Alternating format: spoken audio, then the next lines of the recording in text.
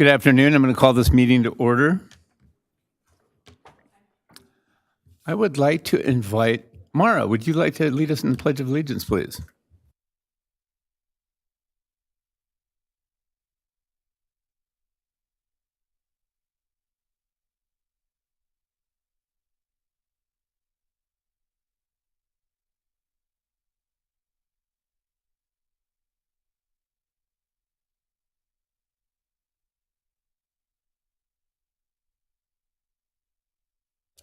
Roll call, please. Councilmember Rhodes, Here. Councilmember Litzter, Here. Councilmember Kavanaugh, Here. Mayor Pro Tem Judge, Here. and Mayor Thomas. Here. Are there any items for agenda review? No. Seeing none? Mr. Mayor and members of the City Council, next on the agenda is item 2, public statements on matters related to items on this agenda. Speakers will be called on in the order in which their card was submitted to speak for this public statement item 2 for a period of no more than 3 minutes each. Persons addressing the City Council are requested to state their name and community of residence for the record. And we have Jasmine Duran.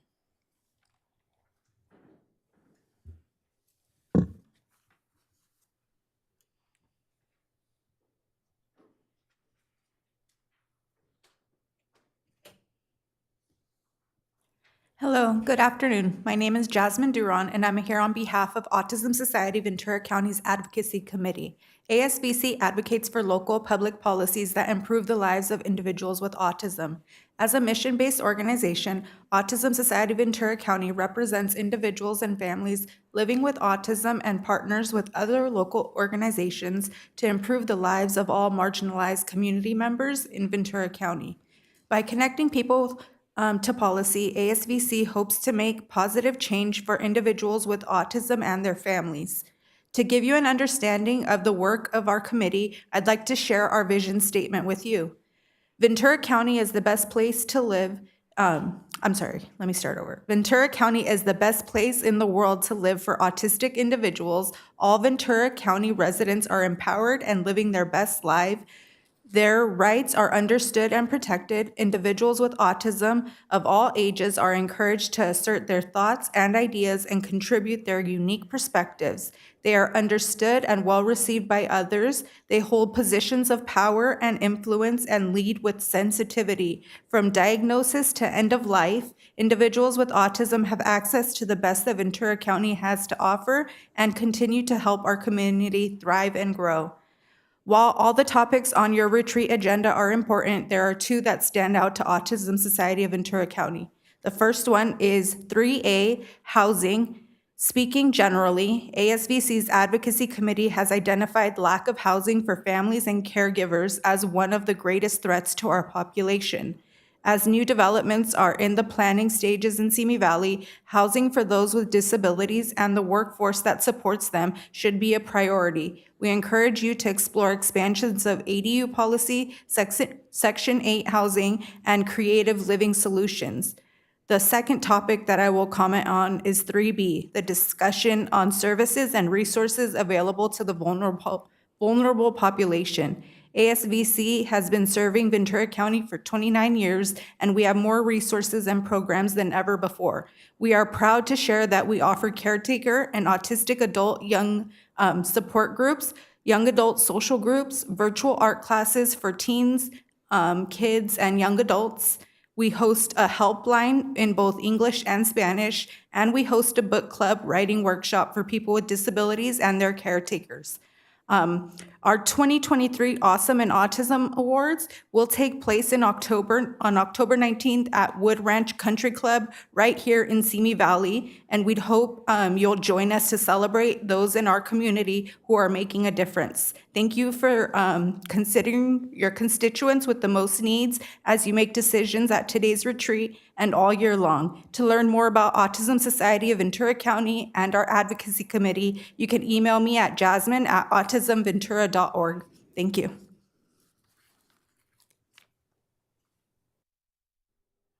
We have no further speakers. Mr. Mayor and members of the City Council, next item on the agenda is item 2A, City Council comments regarding public statements. Councilmember Rhodes. Jasmine, thank you for coming to speak. And it's an incredibly vulnerable population, and the services that are available in Ventura County are awesome.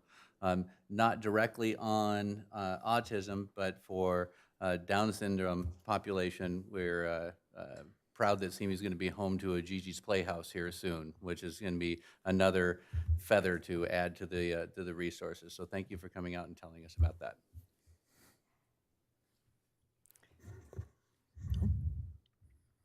Okay, thank you.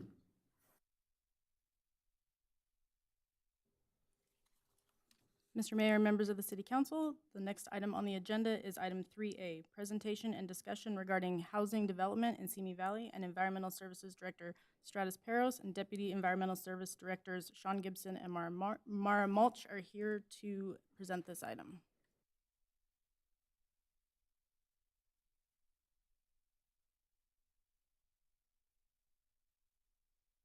Good afternoon, Mr. Mayor and members of the council. Very nice to be with you all today. Thank you for organizing this retreat. I always say it's my favorite day of the year. It gives us an opportunity to take a deep dive discussion into a variety of topics.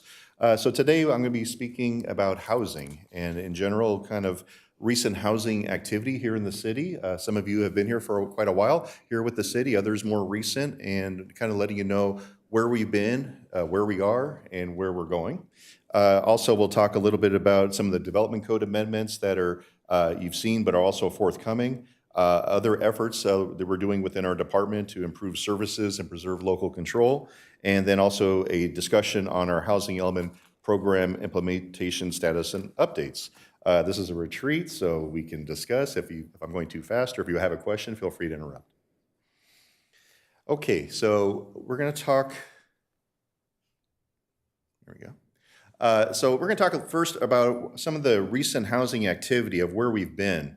And so this chart up here discusses some of the recent, these are entitled projects, things that have gone before the Planning Commission and or City Council that have received planning approvals. So this number here of 1,492 units is about 15 different projects that have been approved by the Planning Commission and or City Council over the last 5+ years. And you see the variety of different types of projects. Sometimes it's just one project, like the SRO development on Tapo Street, or it's a combination of projects in these other categories. But this is what's been entitled, not necessarily built or occupied yet as of that time. Also, going back further from 2018, we have about another 563 units that are entitled, and those are largely, let's say, Lost Canyons, which has 364 homes, or the Runkle Canyon development, which has the 90 or so senior unit component, as well as the 25 estate lots.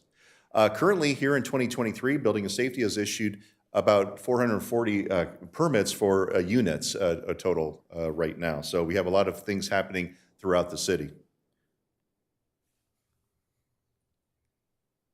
And it's always nice to have a nice little picture to kind of show what we're talking about. So examples of projects that have been, let's say, entitled but not yet built yet. Some of you may recognize this. This is Santa Susana Plaza over on Tapo Street. Santa Susana is about 280 units, 14 of which are affordable. Also, what's been entitled but not yet built is the Churchill Apartments on Haywood Street. That's one of the Chris Ituli projects, his third one, and that's about 83 units and 5 affordable. We've been meeting with both of these applicants. We are in the building plan check process, and I really do think these will be happening hopefully here in the near future. Also, where we've been in 2018 to 2023 are projects approval, and that's a little bit breakdown of that same 1492 number we mentioned earlier. And what I wanted to discuss with you, that we've kind of been very busy over the last 5 years, but if you notice the breakdown by the year-by-year breakdown, we were very busy in 2018, 2019, 2020 when we did about 12 of those 15 projects, and that's where a lot of development occurred, or entitlements occurred. But then a little thing called COVID happened in 2020, and you kind of see it kind of turned off the spigot on some of the projects that have come into our department. And I had looked at this one twice, and I went through every planning commission meeting in 2021. And it's true, we didn't have a single application come forward for new housing. We did have hotel projects and other commercial development and development code updates and things like that. So we kept busy in other ways. But, you know, it's obviously there's something going on in the world. Land values are very expensive. Housing or real estate prices are very expensive. Interest rates are going up. There's a lot of things that are inspiring right now to kind of slow down the development of housing. And of course, we all know as a city, we don't build the housing, we just set the platform for the development community to come in and hopefully build things. We have land zoned appropriately, we have other areas designated for development.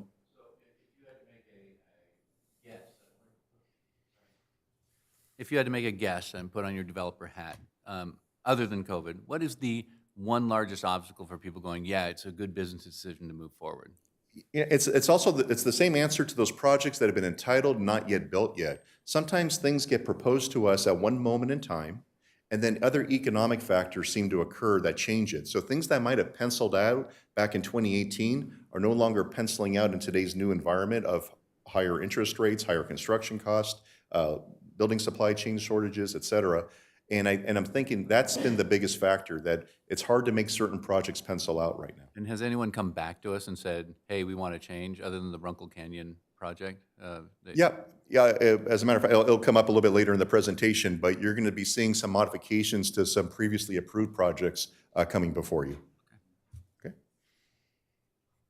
So again, the trend here as of lately is that there hasn't been as many planning projects coming in. And of course, when people in the community come to me and they talk about we need housing to be built or we're desperate for housing, I get worried that I don't have a lot of, if you will, good news to share with them in the immediate future. Things are going to get built, but it's going to be down the road. But like I said, there are a few projects coming out of the ground in the city right now, but it's going to be we're always kind of lagging a little bit behind. There's going to be a little bit of a slowdown as far as what's going to be coming out of the ground, because right now there's very much of a shortage of projects that have been coming on these last few years. Another way to look at some of the numbers of what we've been doing lately over the last 5 years is what's actually been constructed. And so this kind of breaks it down a little bit differently. We showed projects that were entitled, and it was kind of maybe a little bit more skewed to multifamily. But when you look at these categories, apartments built, townhomes, condos, single-family dwelling units, and ADUs, you can kind of see it's kind of even across the board here until we get to this number. So this is actually what's been constructed, what's been occupied, what's come online in this period. And you kind of see, not some years did drop down, but we kind of made up for it as far as a little boom. So it kind of goes up and down. But one number I'd like to focus on is our accessory dwelling units. Of course, this is at our single-family homes, people either converting a garage or putting a detached building in the backyard.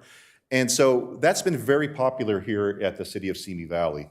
When we were doing our housing element, we kind of looked at these three numbers at that time, and we said, okay, we're going to do about 30 a year, and we'll pencil that out. We'll say we'll probably do 240 or 250 over the next lifespan of the next housing element, which is from 2021 through 2029. So we were expecting about 250. But then you can kind of see what's happened. We did, the numbers have shot up. So we were averaging about 30 units here. We're averaging about 60 units, ADUs a year there. And it's only August, and we've almost done 60. So by this year, we probably have about 90 ADUs here. And when we did the 76, we were the city in Ventura County that did the most ADUs of any city. So it's very popular here. I think we have a very friendly staff that makes it very easy. I think it's something that we can take a lot of pride in, that that people are finding the laws and the changes that the council's approved over the years and this program to be very popular. Stratus, if I could ask you just a question about that specifically.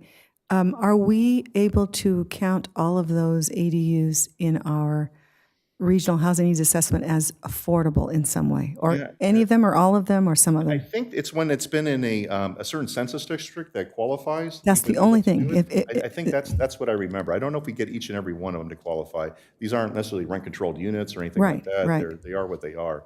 But if I recall correctly, it has to be based on that census tract. Okay. All right. So again, this is an example of some of the homes that have come out of the ground lately over the last few years. Pinehurst Homes, that's the development over by the Cuner and the 118 freeway. That's about 24 single-family homes. Again, if you can afford it, these are about 1.8 million.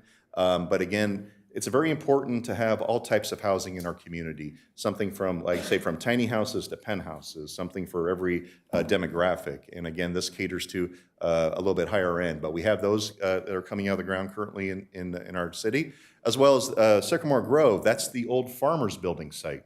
And of course, that's 164 units total, 106 of which were either 2-story or 3-story single-family residences.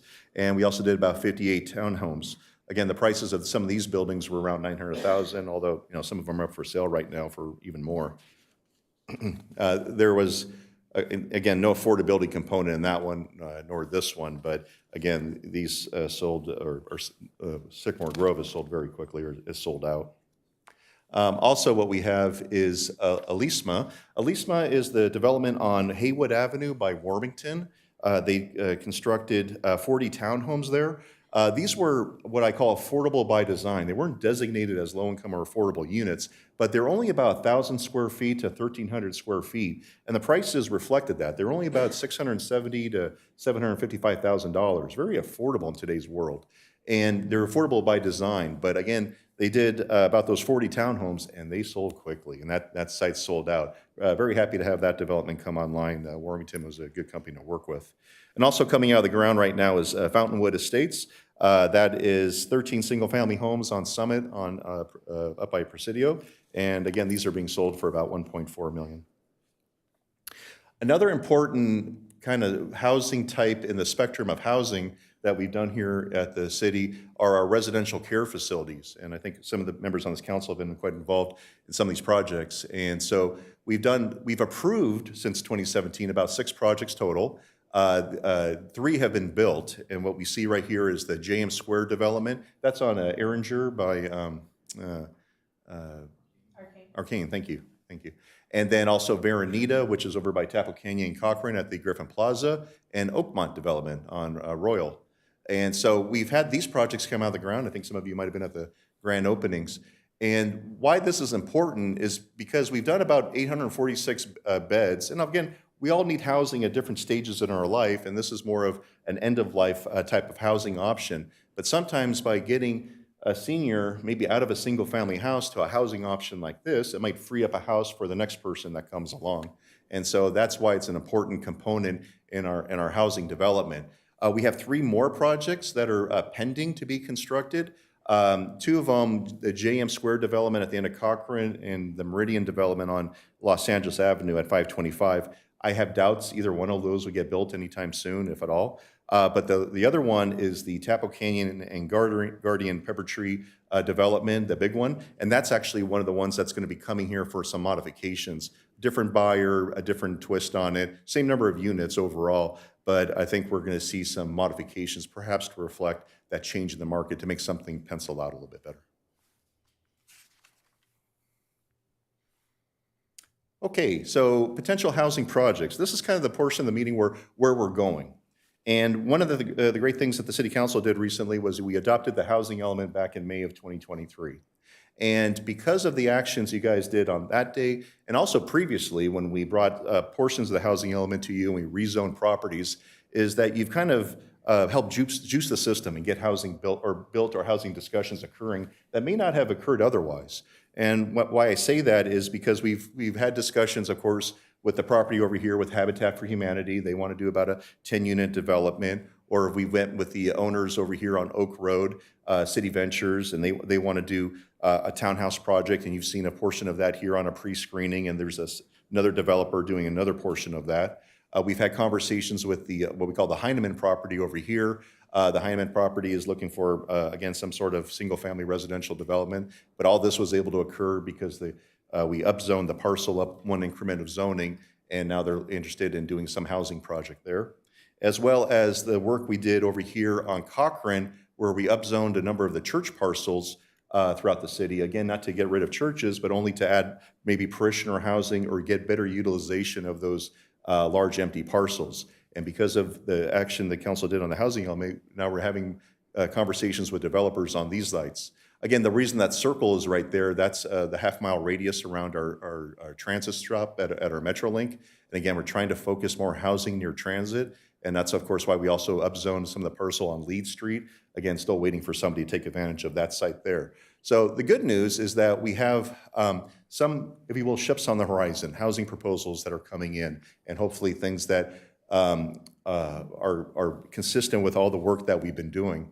And, it's the issue we face. Sometimes Sacramento gives us rules. Sometimes through SCAG, we get these RENA numbers.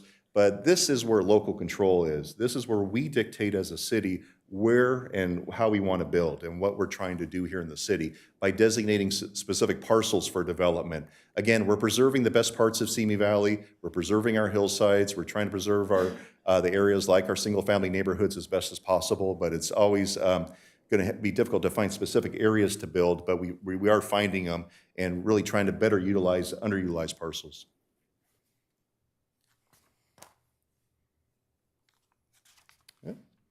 Okay, so next portion I want to talk about is our efforts to improve some of the services and preserve local control here with the within our efforts here in the Environmental Services Department. So over time, we've done a number of items to help streamline what we do at the counter, maximize our city resources, and realign our workload. And so I won't read through everything here, but again, we've gone through a lot of staff turnover. We've hired in a lot of people. I'm not quite sure if all my staff is here, but we have a new home rehab coordinator, Abby, who's doing a great job for us, and I'm hoping that she's going to help reinitiate and improve that program. But then we lose somebody like Emily Habib, our neighborhood council coordinator for so many years. We got to rebuild that. So just when you think you got it all figured out, they zing you and they create change. But in any event, we'll keep working to realign our staffing resources. But we're also doing other work to improve our code. One of the big efforts we're doing with, I didn't even mention yet, our Envision Simi Valley that we'll be bringing to the council at some point here, where we're looking at LA Avenue and Taplow Street, the specific plans. One of the components of that project is the objective design standards. Of course, we brought some of the ADU regulations to you recently, and we'll be bringing an SB 9 discussion to you in the future. One thing we just came online recently was the streamlined permitting process for electrical and plumbing permits. So it's something building and safety has made very easy. If you, 3 in the morning on Saturday, if you have your pipe breaks and you want to get something done, you don't have to wait till Monday morning. You can have the plumbing person can pull their own permit to get like an emergency repair permit and get the work started right away. About 80% of all our plumbing permits can be done now online. If people really want to do a pool or some other major thing, they would still come into City Hall. But we're doing more and more online, as well as electrical. And again, solar. Solar is so popular here in Simi Valley. We're one of the leaders. We were one of the early adopters of Solar App. That's a federal program. We were the 4th city in California to adopt it. And we were way ahead of schedule. And our building official, Ted Drago, he's so helpful on the task force to help that. But why is solar important here? Well, because, we all know the power shutoffs that occur here in Simi Valley, and a lot of people need either solar or electrical generators or something to deal with that. And I think we get a lot of sunshine. There's a lot of natural factors that make solar construction here very popular. And so some of the implementation process to make it very streamlined and easy is something our Building and Safety Department has adopted way before anybody else here in the county. So I'm very proud of our building and safety folks. Again, we cross-collaborate with some of our other departments, police department, et cetera, continuing work in improving our administrative citation process with code enforcement. And again, the work we're doing constantly with our housing element, now that we've adopted it, but also to implement it. Okay. And so I think we always kind of give you a summary checklist of all the development code updates. There's a lot of these up here. These are all the ones you've already done as a city council. Remember the beekeeping and some of the food trucks and cargo containers we've done recently. But this is the running list that we have of all the development code updates. It's interesting. Some of these are brand new adopted, like cargo containers was just done a few weeks ago. And unfortunately, we haven't had a big run on beekeeping just yet, but we have adopted them. And sometimes it's marketing, having meetings like this, being televised, letting the people know that if they want to do stuff like this, well, we've made it easier. Again, if people want to have that little microbrewery in town, they can do it now. We had Nectar of the Dogs recently open, and that was a result of the council's action here to make it easier to do certain uses in certain zones. So again, some things were very popular during COVID, the outdoor dining, and we found ways to make that permanent. So again, I wanted to compliment the council for working with us on these updates, as well as some of the other ones we have on the horizon here. So we have a wide variety of code updates we'll be continuing to bring to you, again, to streamline the process, respond to economic needs, kind of address long-standing problems, if you will, that need to be addressed. So some of these topics are optional development standards.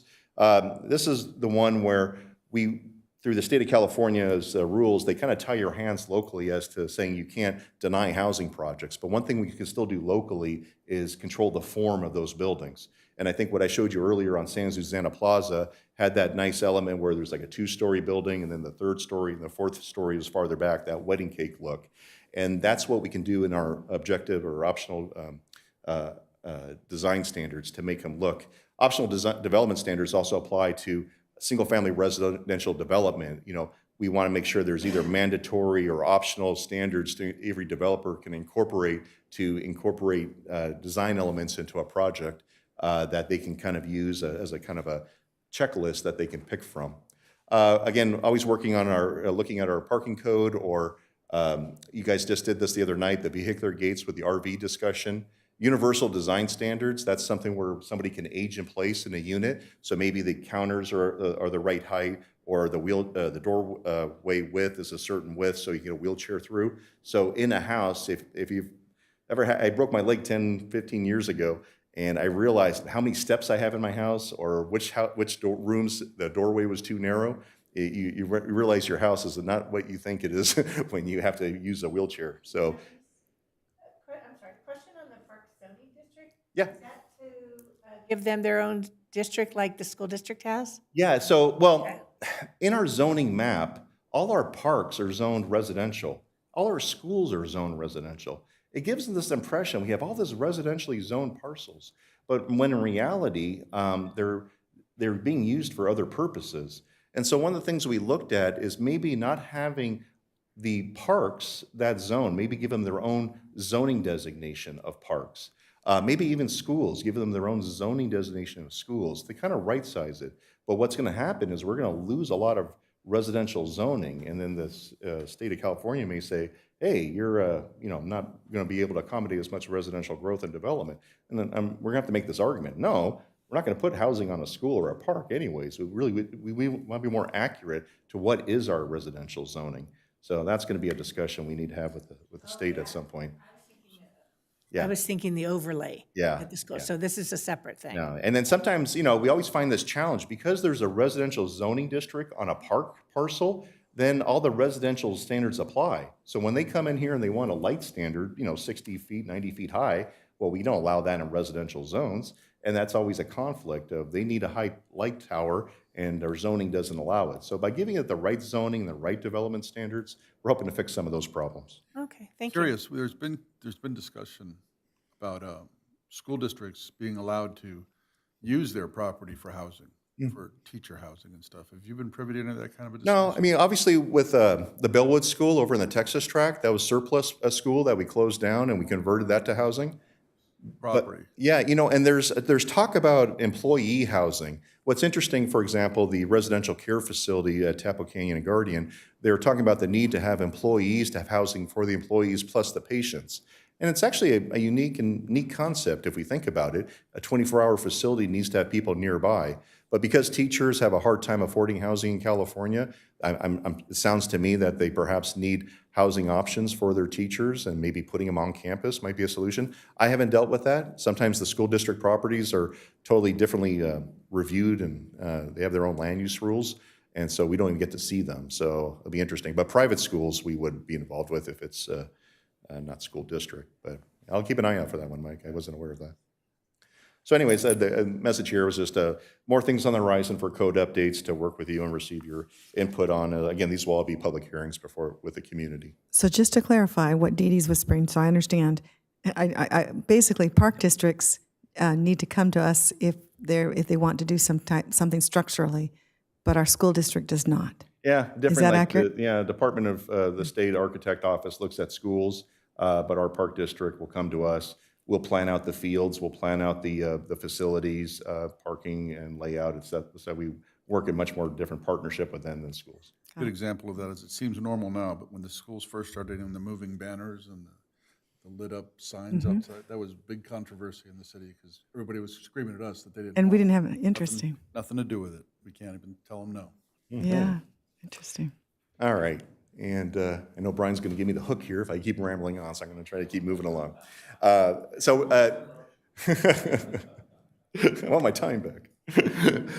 So the last thing I want to talk about is our housing element. So recently in May, the city council adopted our housing element, and tucked way in there in the back, I don't know if you read it, there was about 18 programs in the housing element that we will, as staff and as the city, be working on with to fulfill over this next period. Again, the housing element current cycle goes from 2021 through 2029. And the good news is, of those 18 programs, a lot of them we're already doing, and I'll explain those. And some are already in progress, and 2 will have to come and work a little bit closer here with the council to receive direction. So to give you an idea of what I'm talking about, these are the ones that are, what's the right term? That they're kind of ongoing. And so we have things like our home rehab program. And again, for those that don't know, our home rehab program is an opportunity for, it's typically older seniors with great credit, but maybe just a little bit amount of money, gives them an opportunity to rehab their home. Typically, you can get credit for up to a $50,000 loan from the city that doesn't have to be paid until much later, let's say when the house sells. And that $50,000, up to $50,000, can be used on any number of elements, typically roofs. And you know how expensive everything is to build. Just doing a roof nowadays may take up the whole budget. But in the old days, we could do windows, energy improvements, air conditioning, sometimes interior. A lot of time we try to get a lot more bang for the buck by doing the outside of the house. And sometimes you take the worst house on the block and you make it the best house. And so very proud of our home rehab program and some of the great things that we've done. And suddenly when that house gets fixed, everybody starts, hey, I don't want to look like the worst house on the block. Everyone starts raising their game a little bit. Our code enforcement department, always busy, always out there every single day working. They did about 3,800 property maintenance violations were abated in the last housing element cycle, and I think we're going to blow past that in our next cycle. But again, that's an ongoing housing element program to maintain the quality of housing and development throughout the city. We're doing efforts to preserve affordable housing. We work with the Area Housing Authority. They recently purchased the Pepper Tree Court development to preserve 22 units. But really what we do as far as preservation of affordable housing is working to get more affordable housing built in the city. So every time we do a project with an applicant, we try to say if they can have a component of their project dedicated to affordable housing. That's usually the best way to preserve it, is to kind of bring more online. And maybe the last thing I can mention is, I guess some of the energy efficiency, lot consolidation. I think those are the main ones there. Okay, yeah, we do some of the Section 8 housing. We did about 678 vouchers here in the city in our last housing element. We work with the Area Housing Authority. They implemented on behalf of the city of Simi Valley. Some of the other housing element items that are in progress are some of the code updates that we're doing with the council, working like I listed earlier.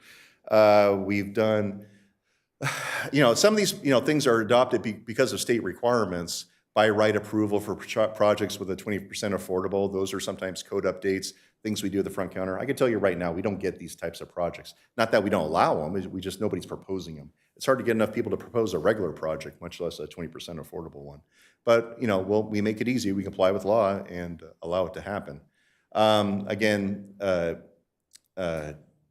Increasing ADU outreach. I think we've done a lot of that with our website and handouts that we've provided. Allowing for, again, more higher density developed mixed use projects. That's really the Envision Simi Valley that you'll be seeing later on this year, the work we're doing on LA and Tapo Avenue, and again, some of the other items there. If there's anything you need to talk about later on, I'd be happy to do that.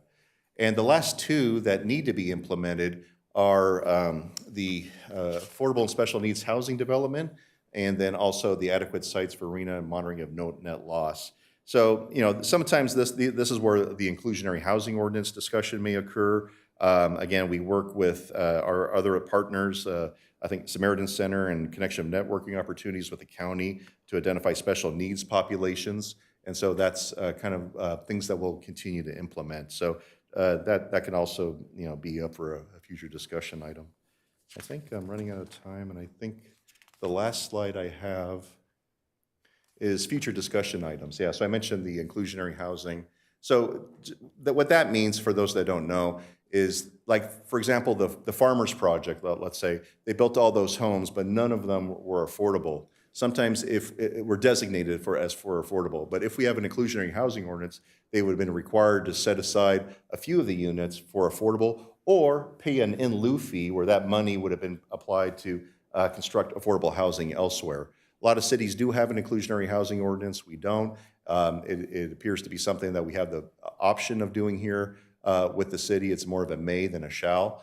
But the important thing is, how do we get affordable housing? We do it all the time as staff, just having conversations with people. Sometimes when projects like San Susana Plaza originated, it started off as 100% market rate, but because they couldn't meet all the development standards, they needed waivers and concessions to get their project to fit on the property.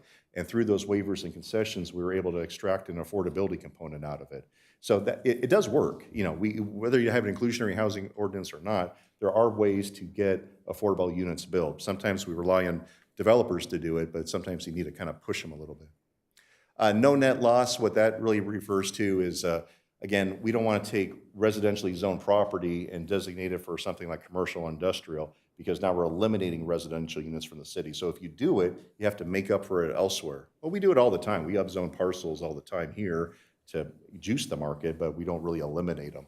So that's something that we'll have to take a look at. But we'll need, I think we talk about the need for GIS. There's a lot of mapping and computer work that needs to do to kind of track every parcel in town to make sure we know what we're doing here. And so I think, again, additional code amendments to comply with state law. So I think that's just about all the time I have. I'm available for questions. I have my great staff here that's available. So it's a retreat. I will retreat back to my seat unless you need anything. But if you have questions, let me know. I have one. I'm just jumping in. So you mentioned underutilized or unutilized parcels. And what is the mechanism that the city has, if any, to market those out to the developer community? Or are developers aware of them and they're just like, yeah, no, I don't want to use that one? Yeah. Can we up that game in marketing those parcels? You know, sometimes it's just conversations. It's not just our department. You know, the CM has conversations all the time. We have our economic development wing. We have, obviously, the things we communicate here in public hearings and the word gets out. Some of the things we do at the neighborhood councils to communicate. So we are trying to let people know what's happening. Sometimes we use the term like Envision Simi Valley and people don't quite know what we're doing there. But we've had a whole series of workshops and community outreach there to let people know where they could take some of the underutilized commercial areas and do something. I didn't even touch what could possibly happen at the town center. I mean, that's an underutilized area, if you will, that may need some other reinvention, not necessarily part of our housing element, but something we may want to talk about as a city as that project moves forward. But yeah, we do a number of ways to communicate it, but that's a big part of what we do at the counter or with my staff or myself is have conversations. Projects like San Susana Plaza originated just as a conversation. People didn't know what their zoning allowed, and by letting sometimes the property owner know, oh, did you know you have the best zoning in the city? Oh, no, I didn't. Well, here's what you can do. All of a sudden, we get San Susana Plaza 5 years later. Excellent. Thank you for that. Mr. Gable, the Lost Canyons project's going to be coming before us, so now would not be an appropriate time to talk or ask questions about that, right? No. Okay. It'll be at the next council meeting, though. Okay. Okay. All right. I'll be sitting there if something else comes up, but thank you very much. All right, thank you. Great.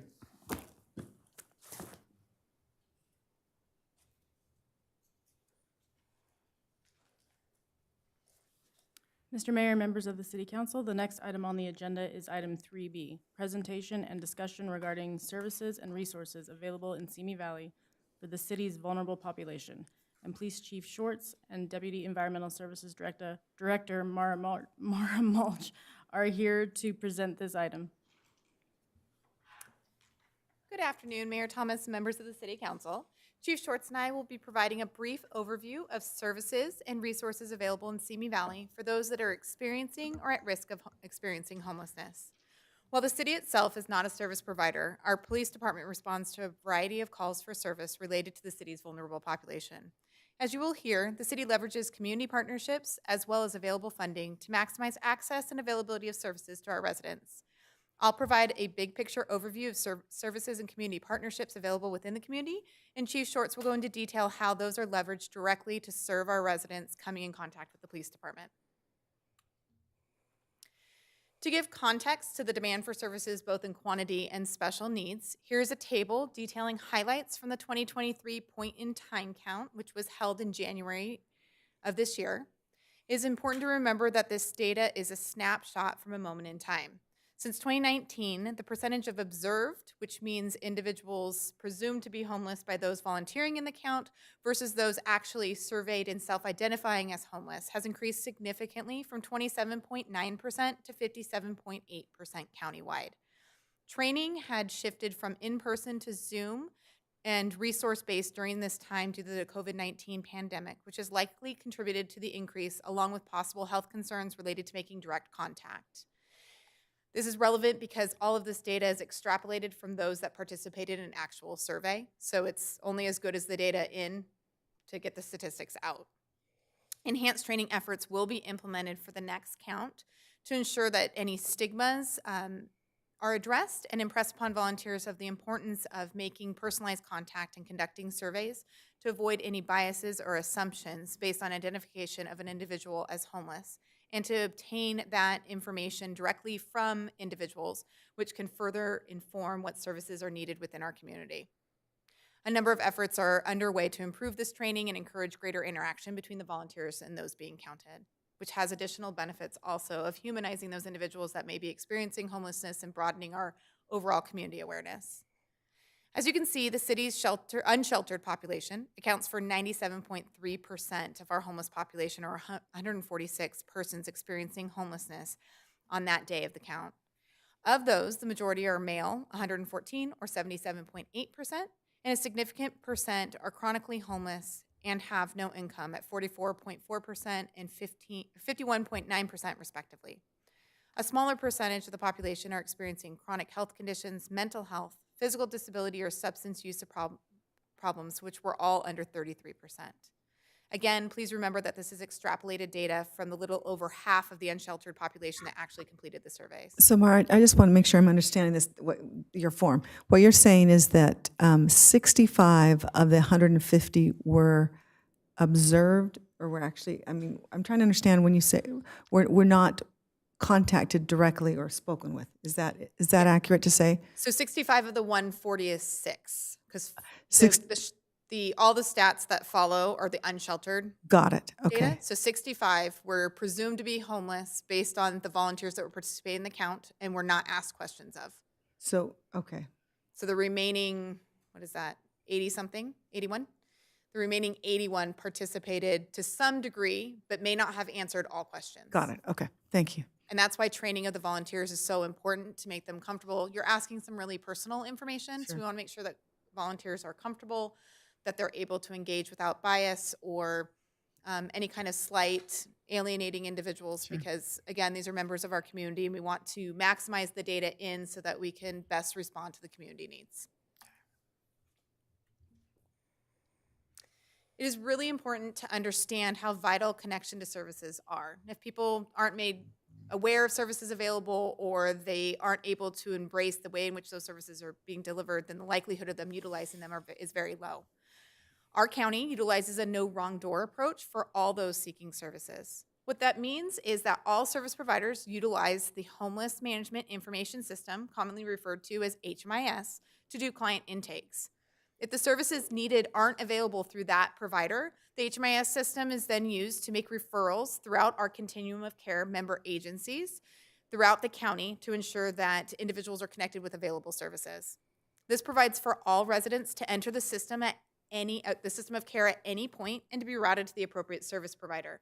So if you're approaching one of our HMIS providers within that services our community and they don't have what you're looking for or what you need, then they can make a referral through the system and connect you to the appropriate provider, because no one agency is a solution for all. So it really is a continuum of care and a web of partnerships throughout the county, and no one provider can provide everything for all people. The primary entry points here in Simi Valley For our residents, our Ventura County's Human Services Agency, which includes the Homeless Prevention and Rapid Rehousing Program, the CalWorks and CalFresh Intake and Benefits that has a physical location up on North Madera Road.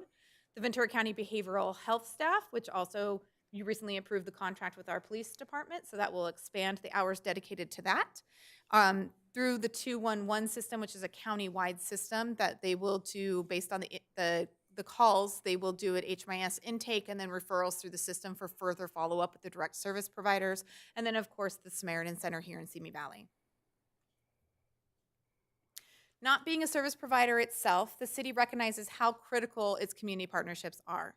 The city leverages those partners through coordination and collaboration of services as well as financial support.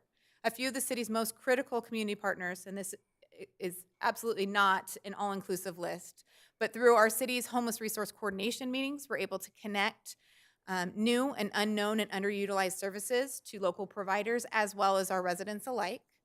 Simi Valley Unified, which operates under a different federal definition of homelessness and has a greater access and insight on families who may need services and that may be housing insecure.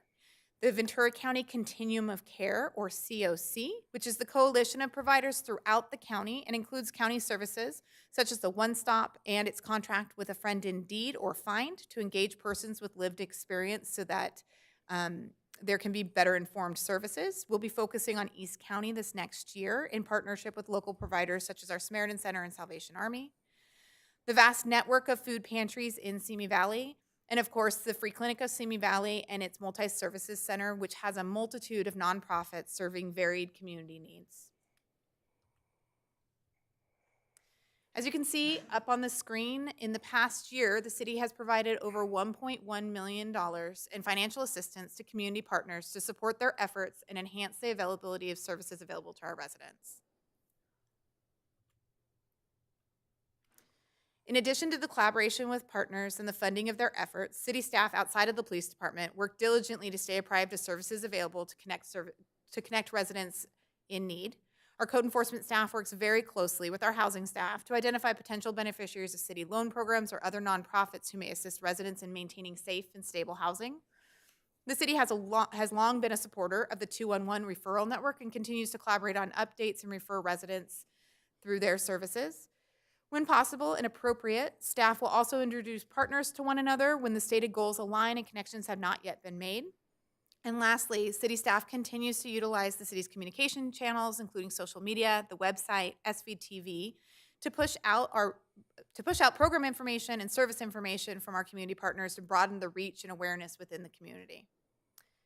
I will now turn it over to Chief Shorts for a more in-depth overview of the city's interaction with service connections to our vulnerable population. I could say something real quick. I'm really happy to see that our homeless population has been taken care of through the actions of all we're done here. And it hasn't just dropped off because of the demise of the homeless task force. Thank you. Good afternoon, everybody. What I'd like to do is just kind of shed a light on where the police department stands in that gap, in that intersection of public safety and social services as it pertains to our vulnerable population. I want to just briefly discuss the neighborhood resource officers, and I'm only going to focus on the element of their job that has to do with homeless outreach and homeless services.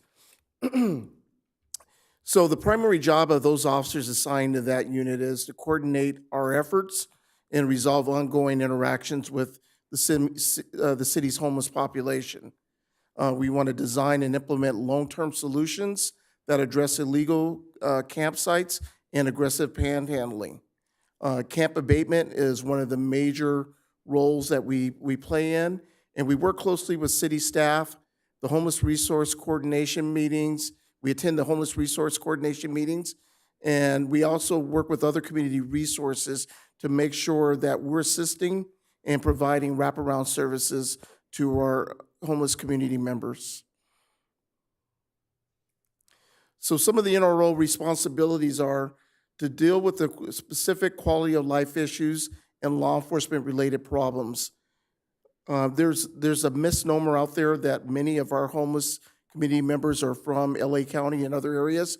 That's actually a very small percentage. Most of our homeless community members are from the East Ventura County area, and unfortunately, due to mental health issues, substance or alcohol abuse disorders, or being low IQ or low functioning, they're not able to, they burn the bridges and they're not able to get assistance from their family, which kind of puts them in the intersection a lot of times with the police department. Some of the nuisance abatement issues that we have to sometimes deal with are trespassing, vandalism, loitering, narcotics use, and alcohol beverages consumption in public, and other nuisance issues. That's not to say that everybody that's homeless is justice involved or intersects with the police department. Believe it or not, the majority of the homeless population actually has no contact with the police department at all.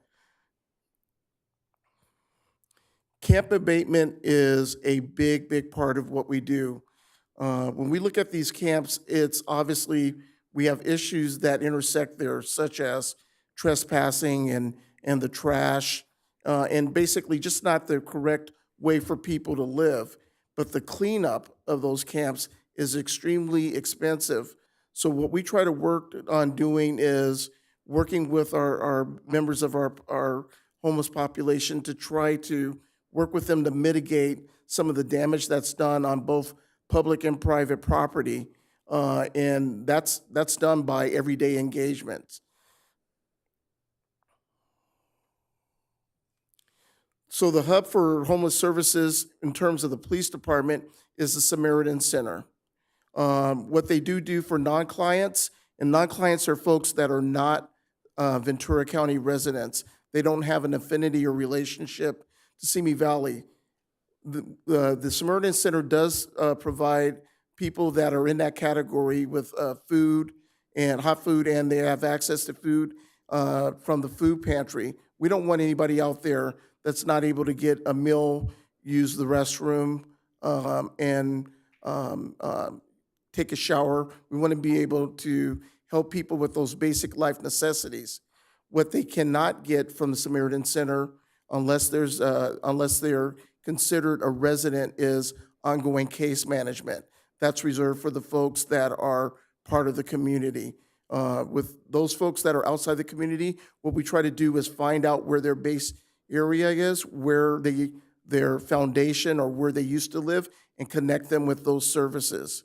So the clients that are for the Samaritan Center, obviously they have access to food, they can do their laundry, they can receive mail at the location, they get case management, showers, they get applications for housing options, and obviously during the cold season, winter season, they're able to access our PADS program and be able to sleep indoors. This video here is officers out with different social services agencies doing what we call backpack medicine. Backpack medicine is based on what we call as street engagement, meaning that we're bringing these services to the consumers that are within our community, rather than them having to go to external sources to get help.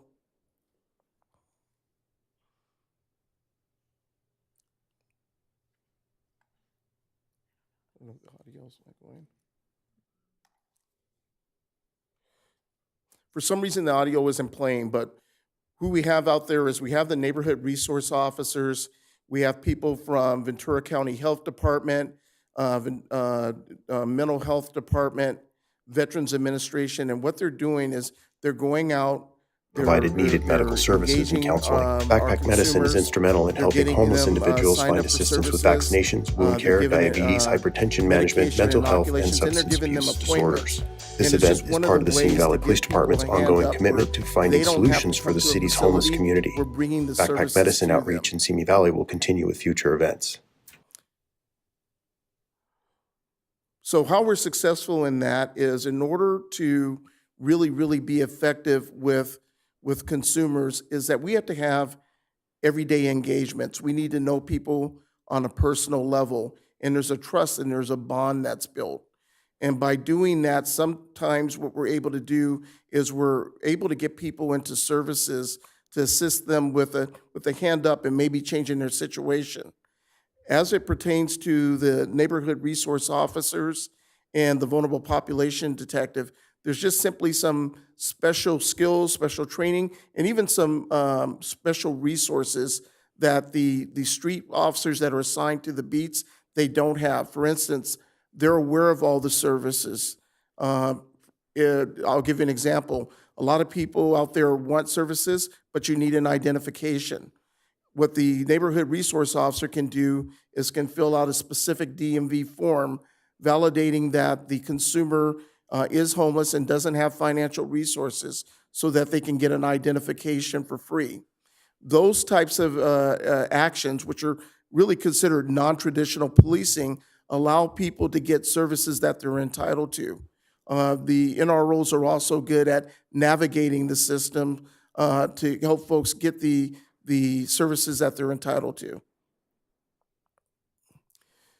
Some of the out-of-town services we utilize. I know recently I was told by Community Services that One Stop is going to get embedded into the Samaritan Center, but we do make referrals to resources that are outside our jurisdiction. And if we need to, we will transport people to these appointments because ultimately what we do, we want to help them change their situation.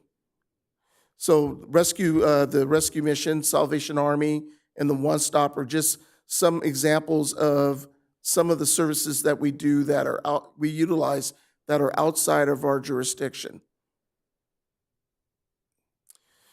So I'm going to pivot on, if there's no questions about the neighborhood resources. Actually, I just have a couple. Sure. I didn't want to interrupt. How many officers do we have dedicated right now as a neighborhood resource officer? So on the broader sense, because I think this will help, we have a bureau called the Community Policing Bureau. That bureau has 2 neighborhood resource officers, 1 vulnerable population detective, sometimes called the community policing detective, and 2 school resource officers and a supervisor. Got it. Okay. And when our NROs are reaching out to the population, how, I mean, your movie showed pictures of the pickup truck, et cetera. Are they, is it generally, are they patrolling regularly hillsides, looking, connecting, and how is that done? I mean, are they using the e-bikes? Are they using? Well, actually, that's a really good question. The neighborhood resource officers normally patrol in a black and white pickup truck. The pickup truck has 4-wheel drive capability. So we have folks that frequent different areas and shopping centers. They normally go and engage those folks and have conversations with them on a regular basis. But we also have camps that are in open space areas that are hard to reach. And so the officers will go out to those locations, check in, see where they can be some assistance, and obviously address any criminal issues that are going on in those areas. Okay. And I just, one more quick question. You speak about camp abatement as being one of the responsibilities. You show the pictures of camps that are obviously populated with a lot of debris or whatever. What are the logistics? How is camp abatement taken care of? Are people invited elsewhere? Are they physically helped to get someplace? Do we come in and say, you've got 24 hours, you need to be moved out?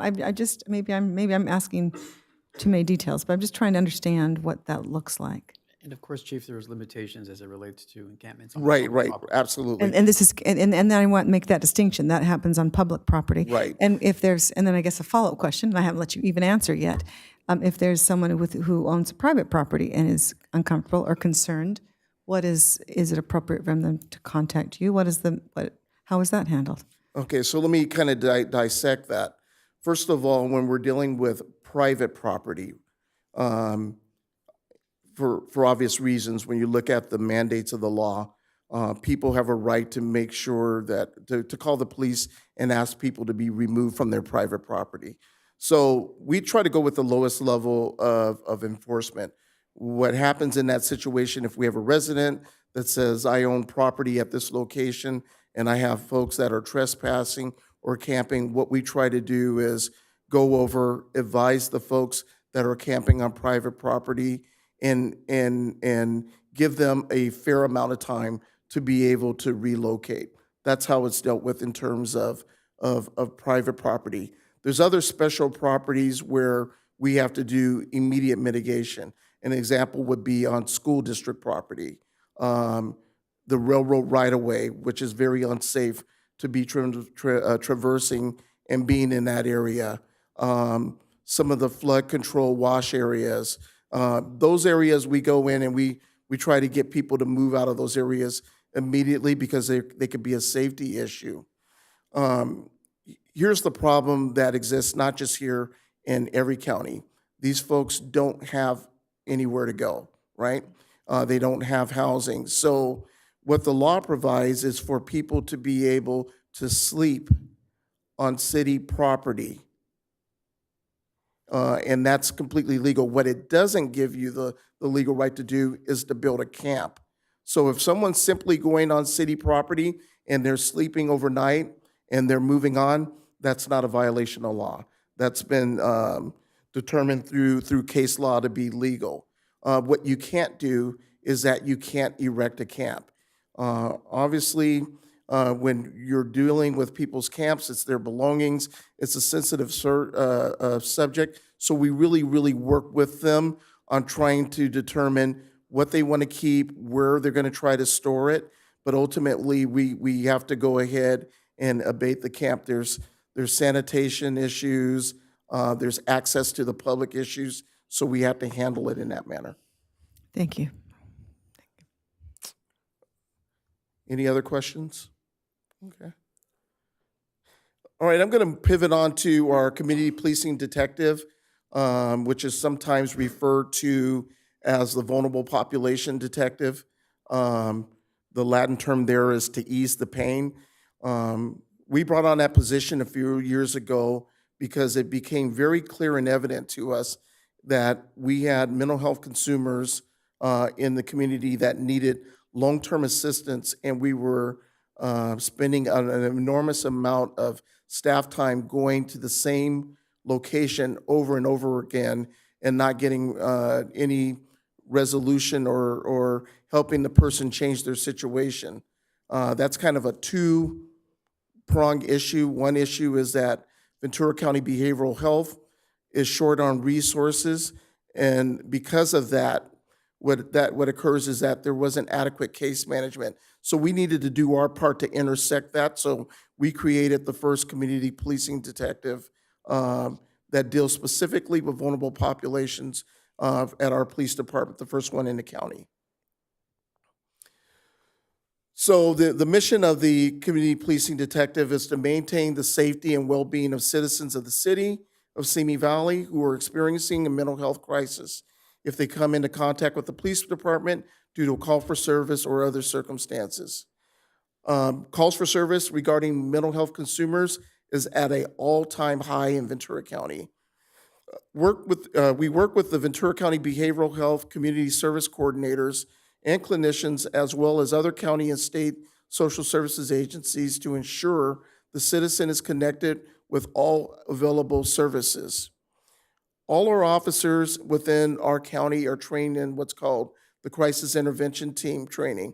It's a 40-hour base training on how to deal with people that suffer from mental disorders or are living with developmental disabilities.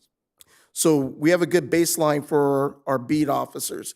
What we do with the vulnerable population detective is that that particular detective, as well as the neighborhood resource officers, they're CIT enhanced trained, which means they have far more training dealing with these vulnerable populations. And because it's their full-time job, they're locked in terms of being very knowledgeable about navigating the social services system and knowing where the resources are. So some of the duties are co-response with the Ventura County Behavioral Health, threat assessment and investigation, and then we do some external mental health training. So we have a new position which the council just approved that's going to go to the County Board of Supervisors next month. What we're trying to do is we have a community services coordinator that works about 13, 14 hours with us a week. If the contract is approved next month, we will have a full-time community services coordinator working along with primarily the vulnerable population detective, but also with the neighborhood resource officers, trying to assist our folks that need services. So what happens with the community services coordinator and the vulnerable population detective is that they go out and they conduct field assessments and they place the clients on psychiatric holds if they need to. If they don't need, or if they don't fit the criteria for a hold, what they do is they set appointments at the different social services agencies in order to try to work on getting the consumer assistance. What we're seeking is stabilization within the community because there simply are not enough mental health beds to deal with the inpatient need. So getting someone connected to services, trying to get them medication compliant, getting them financial resources that they need to stabilize. What that does is that lessens the amount of calls for services for the police department, the paramedics, and the fire department. So the community services coordinator and the vulnerable population detective, they follow up with clients that once they go see, obtain psychiatric or social services help, and they make sure that there's a good connection between the resource and the consumer, and that they're basically moving forward on case management to hopefully improve their situation. One of the things that we really try to do is, in the case where we do an assessment on a client and they're placed on the hold, we're concerned about them having successful reentry. And successful reentry is, are they receiving counseling? Are they getting medication? Are they working on their overall program to improve their situation? And what we do is work with that client and hopefully get them on a cycle where they're not engaging or creating calls for service on a regular basis. Now, the opposite side of what the vulnerable population detective does is some of the threat assessment. Unfortunately, sometimes we have people that are suffering from mental illness and they display threatening behaviors and they are engaged in criminal conduct. That conduct can go, when you're looking for a two-pronged approach. Can it be handled by mental health stability, or is the behavior so acute that it's criminal and that we need to put them, get them justice involved in order to deal with, any type of criminal act? And so the vulnerable population detective has to look at each person on an individualized basis and determine what track that they're going to put that consumer on. Now, here's the good part of how the system works effectively.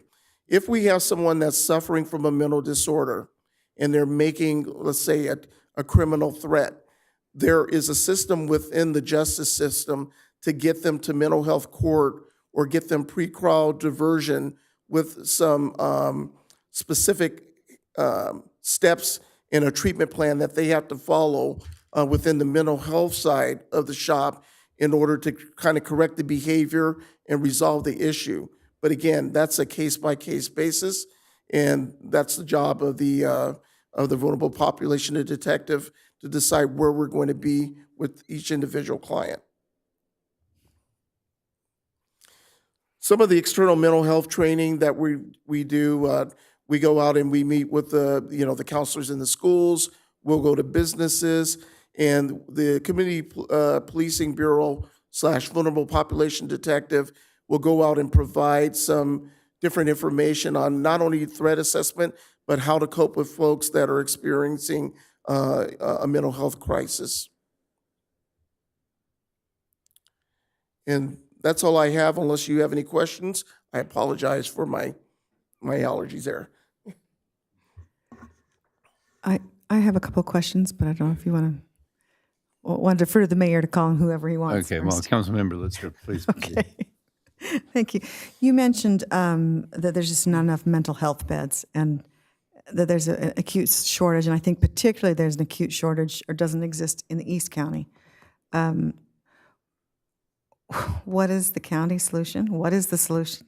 What do we do? How do we fix that? Well, I think, obviously it's a funding issue.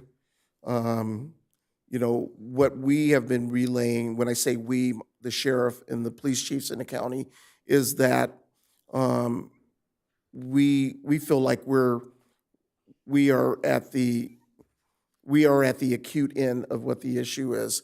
And, what we've requested is that they work as hard as they can to get some more beds within the county, specifically on the East County where we don't have any at all.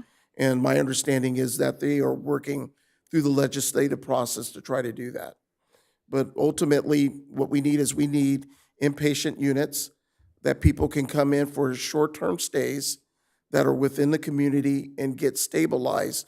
And then once they are released, we need robust outpatient clinics and counseling and programming. And do you see the county committed to providing that in the east side? Are you seeing that motion at all? What I've been told is that they're working in that direction. I can't speak to specifically what they're doing. Last month, VCLAC, Ventura County Law Enforcement Coordinating Committee, actually it was this month, the Director of Behavioral Health came to the meeting. He certainly was interested in what our priorities are. Obviously, 16-bed short-term treatment programs, stabilization was higher on our priority, but the other priority is getting licensed clinicians out with deputies and police officers that can do first responder co-response. That's invaluable. We certainly let Dr. Gillum know that that's what the community expects. And, he said that those two priorities were going to be some of the things he works towards. Very good. And I just want... If I may, we have been working, the chief and I, with the county on trying to cite CSU, Community Support PUF, yes. Unit, and I forget the PUF. Crisis Stabilization Unit. And the PUF is? Psychiatric Health Facility, 16-bed facility. So we've been working with them to try and cite that out here in Simi Valley. The problem we've had is the county is in buy mode, not lease mode. They don't want to lease. They want to purchase a building. There's nothing available in Simi Valley. And we've been working for years now at this point in time trying to find a facility that will work, that the county, that works for the county, what their needs are. They've looked at a couple places. Unfortunately, they haven't worked out. But I don't want to say the county's not making that attempt and not trying to do that, but they certainly have. At the Legislative Affairs Chamber meeting, Mr. Court from Supervisor Parvin's office said for one of those facilities, and I don't remember which one, that they have identified a building and are in negotiations currently. Correct. And so that would be the CSU. Yeah. CSU. Yep. Okay. Yep. And just a question, the mayor and I were up in Santa Barbara a week ago with Annika, the director of Samaritan Center, executive director. One of the things that in Santa Barbara County that I was interested to find out, they had what I guess were called sobering centers. Is that right? So that's different. Exactly. Do we have anything comparable? Is there any discussion about that? Well, I know there's discussion about it, and no, we don't have comparable sobering centers. When I worked in Los Angeles, did we call them soda beds? Way back when, there used to be a place when you're a law enforcement officer in Los Angeles where you can take someone and they can just sober up, and it wasn't considered an arrest, and they would be released when they're stabilized in the morning.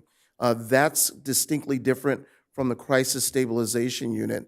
With the CSU, I think it's more of a paradigm of 24-hour stabilization, and if you're stabilized, then you get released, as opposed to inpatient, where there's going to be a longer stay because you need more robust services.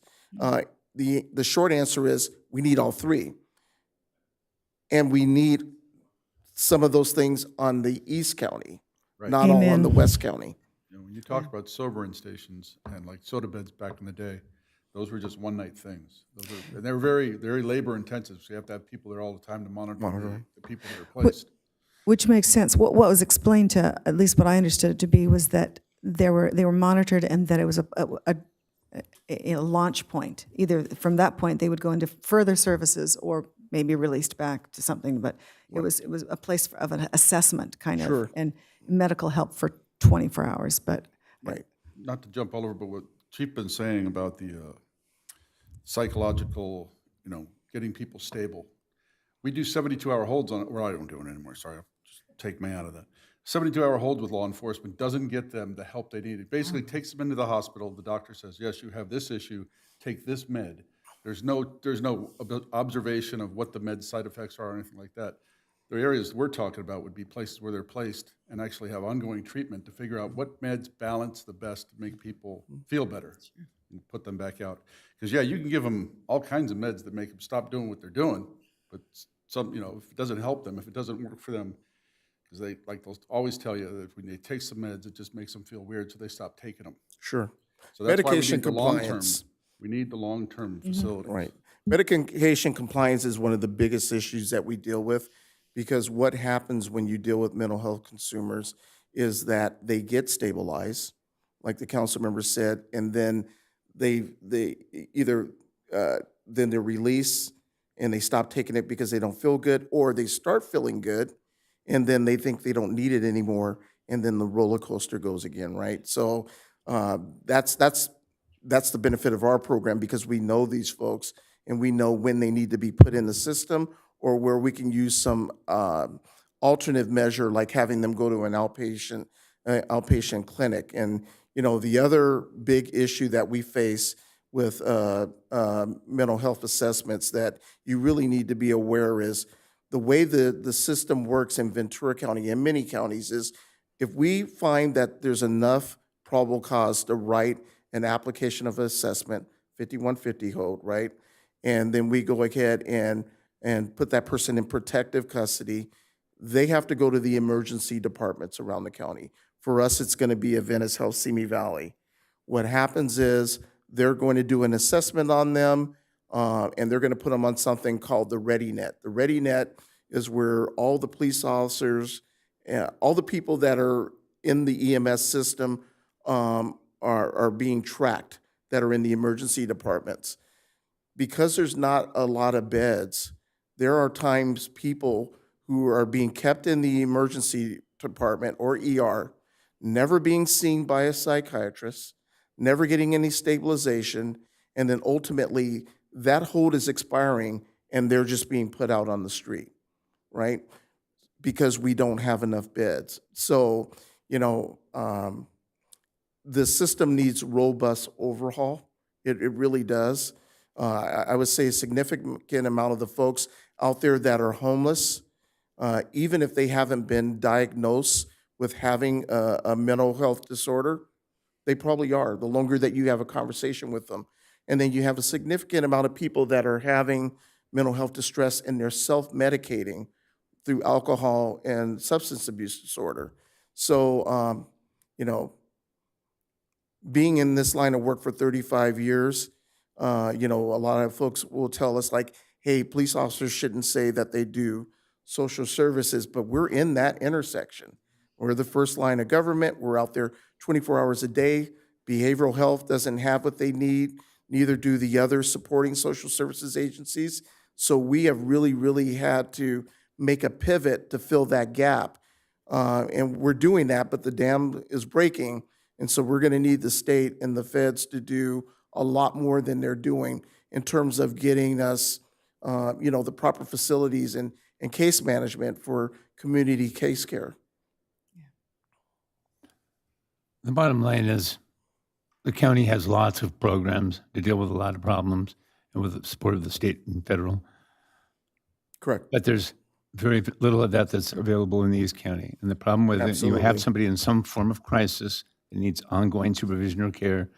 To get that on the other end of the county is limiting and sometimes impossible. So we Yes. just need to keep fighting Yes. to expand those services. Chief, you talked to, this is the first time I've heard of our specific detective for the population, and that's awesome there. I'm curious, though, of the mental health calls that officer would be involved in, how many are actually in the homeless, or is this crossover into they actually have housing, but we still have mental health issues? I wouldn't say that the mental health calls are any higher with the homeless community than the general community, to be honest with you. What I've been seeing over the last, and if I reflect on the last 10 years, is just a lot of community members just suffering with, with anxiety and different clinical disorders. And it seems to me to be getting more acute, which means that the police officers are spending more time on that. Which is partly why I say, when we're talking to the director of behavioral health, yes, we need the beds, but we also need field resources. And we need to be able to refer people. And, with everything that we've seen with so many folks out there, it would be great to actually show up with someone who's licensed to work along with the CIT enhanced trained officers to try to work towards finding some long-term solutions for these folks or getting them immediately into intake and to outpatient services. If the city had one project, Lee, we're gonna address this, we're not wait for the county, or it's not gonna be something county, what are you missing? What tool are you missing in your belt that we could be thinking about? Yeah, I think to me, and it wouldn't be a tool for us per se, but what's best for the residents in East County is we need that inpatient center connected with the CSU, and we need it like it was yesterday. And I'm sure my peers and the captain in Moore Park and the commander in Thousand Oaks would tell you the same thing. To be able to not take our basic area cars and tie them up or have them go over to the East County to be able to get the resources localized so that A, we can do a better job policing, and B, the people can get help here in the community where they have the support of their support system, their family and friends, et cetera. Excellent, thank you. Brian, make it so. Yep. Okay.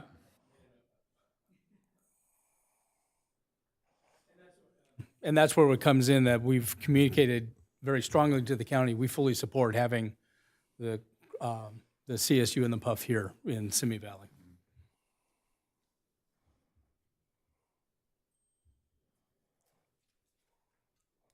Any more questions? Thank you. Well, Thank you. So I don't have a police question, but I have a homeless question because we also have resource here to talk about it. And since we are now at an open day as where we could, 3 of us have gone up to see this facility in Santa Barbara.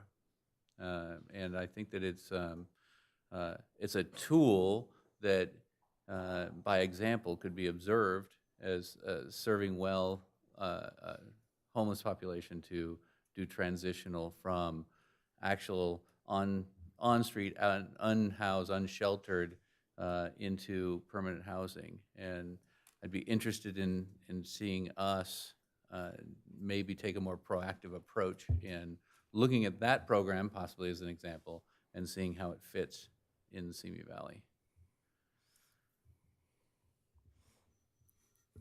He puts on the table.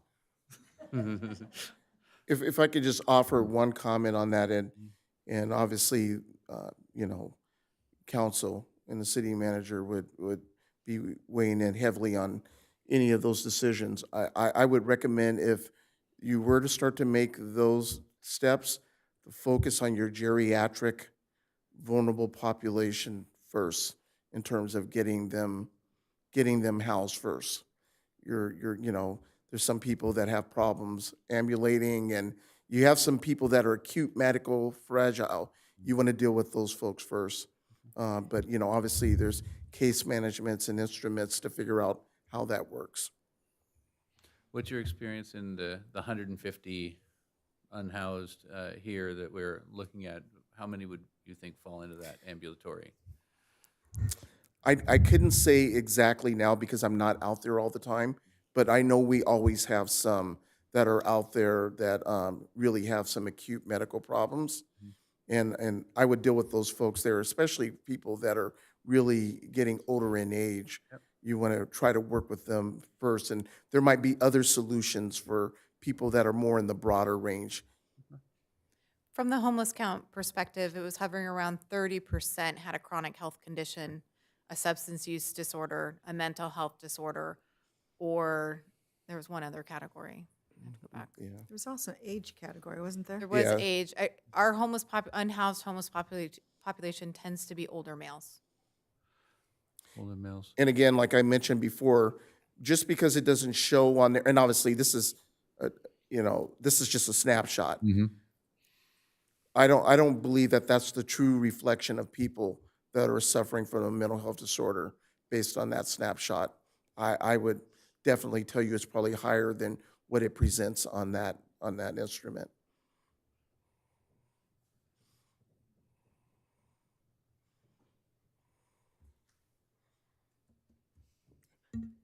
Thank you. Thank you.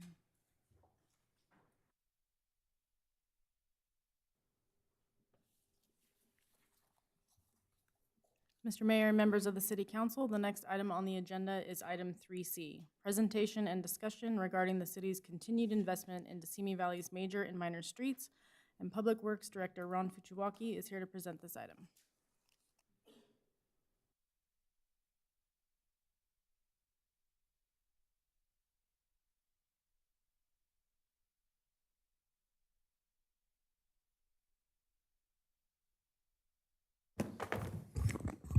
Good afternoon, Mayor Thomas and council members. I guess I'll do it from the podium this time. So this afternoon, we're here to discuss the ever-popular subject of streets and roads. We'll be discussing the department's program and cover some topics like how do we pick streets for rehabilitation, what type of rehab do we do when we decide to do a street, our funding naturally, and program timeline.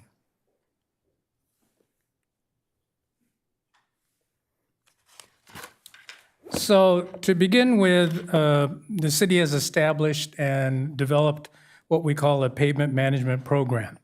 And we use this Bible, so to speak, on how we pick our streets for rehabilitation. Every street in the city has been rated from 0 to inventory and then rated from 0 to 100, with 100 being best. This value of 0 to 100 is called a pavement condition index, or PCI. From the list of streets and their PCI values, the engineers plan to rehabilitate the worst streets first, naturally. And at this time, we are addressing major streets with a PCI of 53 or less. So in terms of the rating system itself, 90 to 100, similar to grades in a school, I guess. 90 to 100 is considered excellent. 70 to 89 is good. 50 to 69 is fair, 25 to 40 is poor, and less than 24 is very poor. Ron, I'm sorry, I've always wondered how frequently we rate our roads, because my impression is that can change. So I have some people, I know that the road is higher, but then I swear the next year it's dry. I mean, in my mind, it's got to be down the very low. How frequently do we? We are required to rate our streets or re-rate our streets every 5 years. Our current or our most recent evaluation was done in FY19 and 20. So we're due for a reevaluation in what's that, 24, 25. And every single street in our community is rated Yes, once every 5 years, Yes, our basically. consultant will go out and evaluate the street. And actually, the program that's being used sort of, maybe it's considered artificial intelligence or something, but it automatically, as time goes by, it knows that the streets will deteriorate more and the scores come down based on what their previous condition was at the time of the inventory. What's that? I was just saying, well, Skynet went active 2 days ago. Just So overall, the city has approximately 344 miles of street. And the overall average PCI for all of our streets is 68, which is considered kind of fair for citywide. 54 miles of the city streets were in excellent condition. 139 miles of the streets were in good condition. 104 miles in fair condition, 46 miles in poor condition, and 2 miles in very poor condition. And naturally, we're going after those first. Based on our current evaluation, it's anticipated the city has a backlog of about $58 million in order to bring all of our streets up to a fair status. So once we decide what streets we're going to do, then we determine what rehabilitation technique that we will be constructing or implementing. The most popular is the overlay, which is a complete resurfacing of the street. We go down, we grind down the existing asphalt, we repair any of the base that's soft or not supportive of a new asphalt, and then we add 1.5 inches to 2 inches of asphalt, brand new asphalt over that new base. Typically, we use 1.5 inches of asphalt for collector streets and 2.5 inches for major arterials. Another technique is called a cape seal, and this is where and usually used on residential streets, this is where we use aggregate. We put layers of aggregate on the street, which is just a little, what we call pea stone, sometimes what you use in your garden. And then we follow that up with a liquid emulsion slurry seal type material. We roll it, the aggregate and slurry seal together, and that forms a nice bond. And of course, naturally, we wait till it dries. Unfortunately, when people get a little impatient, drive on it early, then you see all these marks in the roadway. We also typically use slurry seal and microsurfacing. Slurry seal has a combination of the asphalt emulsion as well as the aggregate. It is spread out over the street. It fills up all the cracks and crevices and then let to dry. Microsurfacing is very much the same, only there's an additive in the emulsion which allows it to dry quicker. Typically and most commonly throughout our city, we use an overlay or a slurry seal.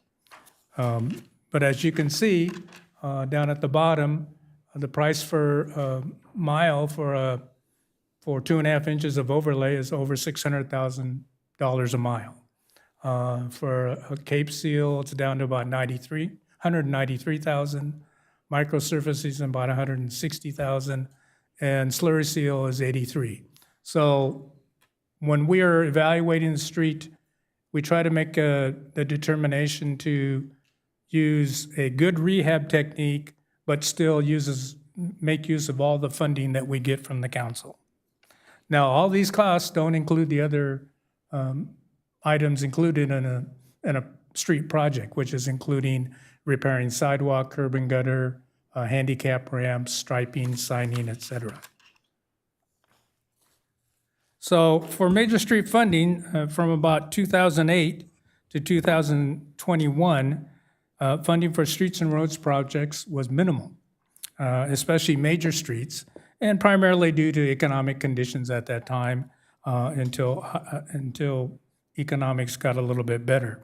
However, in FY 21-22, the City Council approved over $16 million for major streets, and hopefully we'll add another $4.5 million from the upcoming budget surplus programs. Minor streets, local residential streets, has had some outside funding, including CDBG and SB1 gas tax program. However, federal funding for streets and roads has been somewhat scarce over the years, but however, we anticipate new infrastructure dollars may be available soon. Ron, real quick, so SB1 money is for minor streets only and not arterial? It could be used for arterials. We've been trying to catch up on our minor streets and have used most of that money for minor streets. Okay, thank you. And I'm sorry, and since we've stopped with questions, the crack seal that you see, the snake stuff in our roads right now, Yes, are not on the chart, correct? that's correct. So I just want to be clear that that's not what we're seeing. This is Total curb to curb. This is total curb to curb. Well, like It's- the parking lot. You know, Exactly. I like the parking lot. Yeah. Yeah. I just wish they'd taken it out onto Tapo, but no, I like it. It was good. Very good. And the parking lot was a slurry, correct? Actually, the parking lot was called a seal coat, Seal coat. which is very much like a slurry. Okay, so that give you an idea what's that. Yeah. So once we know what our budget is for the upcoming fiscal year, our project timeline typically includes the first couple of months of the fiscal year for design of each of the projects. Some of it we do in-house. Some of the more extensive projects we will contract to a design consultant. The next couple of months, we will do the development of the bid package, typically in late fall or early winter. In spring, will we be awarding contracts, both minor and major streets are awarded for construction, and you'll see construction late spring, summer, and into the early fall. And Ron, will you explain why they do it at that point in time of the year? You told me why. in the late spring, summer, and fall, that's when the weather is best for the asphalt, the slurry seal, et cetera, to cure and to set up. There is a minimum ambient temperature that's needed in order to, for example, pave asphalt. If it's too low, we can't pave. And so therefore, spring, summer, fall are the best in terms of the time of year to be doing all the paving. I found that interesting when you told me So over the years, or actually in these most recent 2 years, 22 and 23, here's a list of the projects that we've either completed or started. That includes 11 projects and 14 street segments. And as you can see, the total construction expenditure for all these projects so far is about $13.6 million. We're currently involved in projects for this 23-24 fiscal year, another 7 streets with an estimated cost of around $10 million. But again, these are all the streets with the lowest PCI, and we're trying to get to those first and take care of them as quickly as we can. In terms of,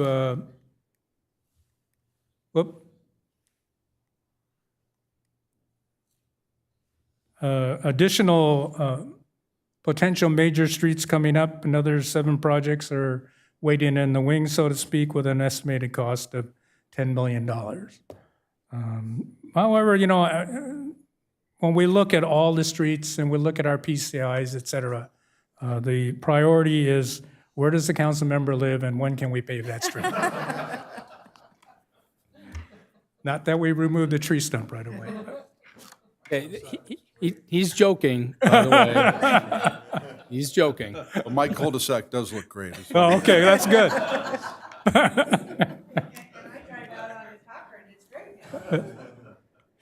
Boy, am I going to get in trouble. So, you know, although we've been talking primarily about major streets, the engineering staff has also been doing a lot of minor street projects. And we've had funding, like I say, as before, from CDBG, SB1, and annually we get a little bit of money for slurry seal or crack seal. So we've done, in 2022, we've constructed about $4.3 million of rehab projects, and in 2023, we're reaching or approaching $3.9 million in minor streets projects. Oh, I actually skipped that slide, but now to sum it all up, as you can see, we over the last couple of years, we've rehabbed about 20 miles of minor streets and about 11 miles of major streets. That may not seem like much, but the cost of resurfacing is extensive, as we showed in the earlier slide, $600 to $1 million a mile for an arterial street. However, as we say, we continue to chip away, and if you provide the money, we will spend it on our streets.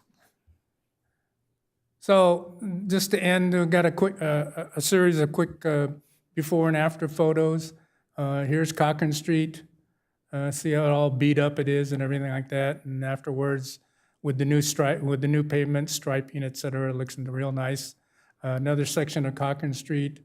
Before, it had the old trench line and water meter covers. The middle shot shows the grinding, where we grind down the whole pavement surface. And then in the end, brand new pavement, as well as new striping, et cetera.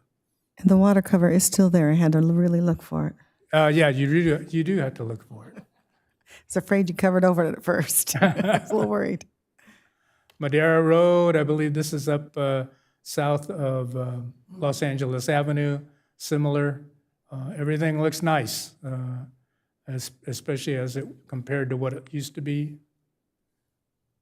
Same thing, another section of Madera Road. This is again where we go out and grind the whole surface, repair any of the weak spots in the base, and come back and pave. Los Angeles Avenue out at the east end, nice project out there. Good project here out on Sycamore Drive over by the new senior development where the old Rancho Simi Park District offices were. Who puts the bike lane back in? What's that? Who puts the bike lane back in? We do. It's all part of the project. It just hasn't happened yet in this one. And that's, yeah, in the after I literally ride, I literally ride that bike lane almost every week. I've got a friend, anyway, not that I'm, Is it not not that I'm done yet? saying that's where I live and you need to take care of it, but it was just a question. Then we have Stearns. I believe this is out there between LA and Cochran. Some minor streets as well. This looks like a slurry seal over all the cracks, et cetera. The reason it's a little white or dusty, it's in order to help the slurry seal and the asphalt dry. They throw a little sand on it to soak up any of the excess. Same on Huntley. We also do, as part of our projects, concrete and striping. Here's an old sidewalk, brand new sidewalk all the way around. Handicap ramps and sidewalks are typically part of our street projects. And if we ever get federal funding, it's a requirement for using the federal funds is to bring them up to current ADA requirements. Again, before and after handicap ramps. And of course, striping before and after, nice crisp striping throughout the projects. And we have our own striping team, correct? I mean, that can do that at any time, or is that something we always contract out? Typically, on any large, lengthy project, we'll contract out. We could do small projects, short projects. The only machine we have right now is what we call a push machine. So a guy stands behind a little push cart and stripes along. It's not one of the big major striping trucks you may see on the freeway or anything like that. Okay.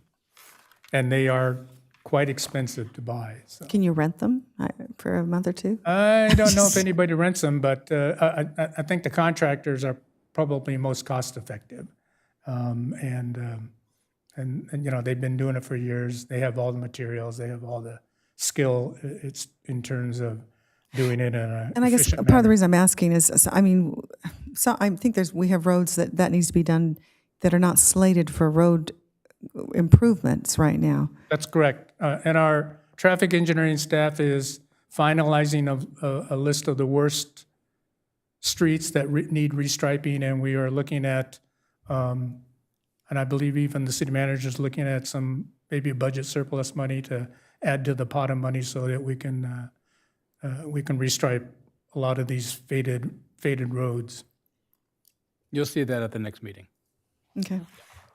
I just want to say thank you, Ron, for all of the new streets. I'm receiving a lot less complaints from the community. Yeah. And it looks nice. I was driving down one of them the other day. I went, oh my gosh, what a difference it made. It was Yeah. part of LA Avenue.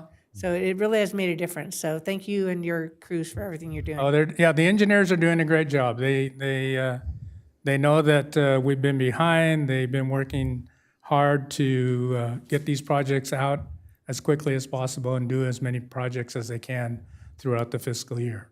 Yeah, and having the money to do it helps. Yeah. I've gotten a ton of compliments. You had mentioned a $58 million backlog in road work. Yes. I'm assuming that 2008 to 2021, not having cash flow was a major part of that. Sure. And with all that still ahead of us, and we've been doing great, it's really noticeable driving around town. But I'm assuming somehow or another we're aggressively out there looking for state and federal additional funds. Always. I think there might be some funding opportunities in the infrastructure bill, et cetera, that we constantly look at. That's exactly what I was wondering Yeah, about. yeah. Okay, thank you. Also, let your contractors and your staff know that I've gotten a ton of compliments on the work you guys are doing. And especially as far as your cleanup and the way they set up their, people, they want the streets paved, but they don't want to be inconvenienced. Yeah. That's always the way, but I haven't got any of that. I've got a lot of great job you guys are doing. And of course, I told everybody why we do it in the summertime, and then a hurricane hits. Yeah. Yeah, exactly. Ron, I had one comment and one question. The comment is a compliment to a crew that we haven't mentioned yet, and that's the pothole crew. Yes. Love those guys. Great work, and they've been doing an outstanding job. And Mike's buying the next round of donuts. Okay, very good. The question is, though, there was a constituent who lives in my house that asked the question about sidewalk repairs, and your photos brought up that question. The black asphalt patches that go on to cover the certain amount of slope. Yeah, the little ramps. So aesthetically, is there a reason that can't be colorized to at least look like the sidewalk instead of an asphalt patch? And is there a reason that concrete patch doesn't work? I think the concrete, because it's such a small piece, it would chip away too quickly and get lost. I'd like to thank you for that answer, because that's the answer I gave my wife, okay. who rolled her eyes at me and said, no, that's not why. Well, I did get your text. Excellent, thank you. But colorizing asphalt, can that be done? I can ask. I don't think we've done it before, but usually they're running around trying to ramp as many as they can during the day. Some of our most frequent service requests that come online are potholes and trees. So we get tons of them, and we need to get out there as quickly as we can and do what we can in the short term. Awesome. Do we, Are the asphalt ramps considered a permanent repair, or is that a temporary repair? It's a temporary repair. We'll either come back when we have a nearby street project, like a minor street or a major street project, or we also have, I believe a couple years ago in the budget, we got a CIP project for curb gutter and sidewalk, in which we can add it to that list. Luckily, we've been getting some additional funding in these last couple of years that we can pick up on some of these items that have been hanging out there. Sidewalks, tree stumps, curb ramps, et cetera. So, yeah. Okay. I do have one more question, Ron. Yeah. This was presented to me by a couple of constituents. The handicap or the accessible ramps on our corners, Yes. do they have to be redone every couple of years, or because it seems like I'm getting a lot of people saying they just did these like a year ago. Why are they doing them again? They have to be, they typically are redone when we do a street project that's right adjacent to it. And what may happen between the time we did it before and now is that the design requirements have changed such that we just have to redesign it to meet the current requirements. Okay. So that's why you may see something changed out so quickly. Thank you. And I've got one more question, Ron. I know you're trying to leave. And maybe this is for later discussion. And I shared this with Brian. He said he thought he saw it happening. When people have concerns, complaints, do we have a method whereby those concerns can be, a photo can be uploaded to the website or to the complaint form so that not only is it described, but you can visually see what they are concerned about? We're making that change to our website in order to do that. So Okay. you will be able to upload a photo with our complaint form. So Okay. we are making that So change. that's happening? Has- Yep. Okay. Thank you.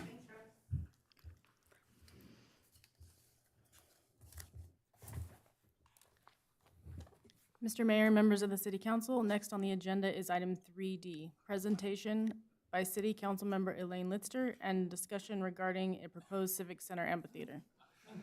So, before we begin, could I call for like a 5-minute recess? Yes.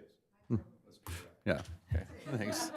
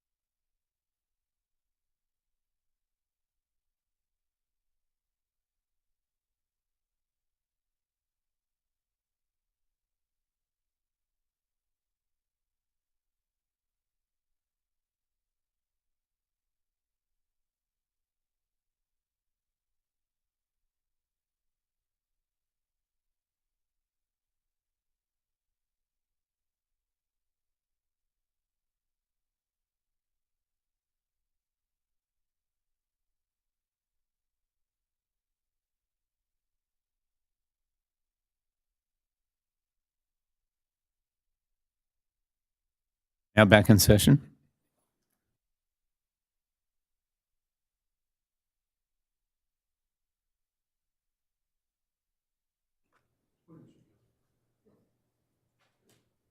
Am I on? I am on now. I can hear it. Actually, I have to tell you, it is so much easier being on the other side. And I am so much more appreciative of all of you who've done presentations and put together PowerPoints as I went through my PowerPoint and realized 2 slides are missing. So anyway, but thank you for this time. This has been fun to put together, and this has been a thought I've had for probably since I came on the council, for over 4 years, that I've had this interest. And when was it the right time to speak with my fellow council members about this? I don't know when the right time is, but just to give you a little bit of history. When I first came on the city council, I was very intrigued by the diorama that sat out in the cultural, in the foyer of City Hall itself. And if you walked in, you saw this big, it was probably 4 feet by 5 feet diorama that showed City Hall and all the buildings that were envisioned, et cetera.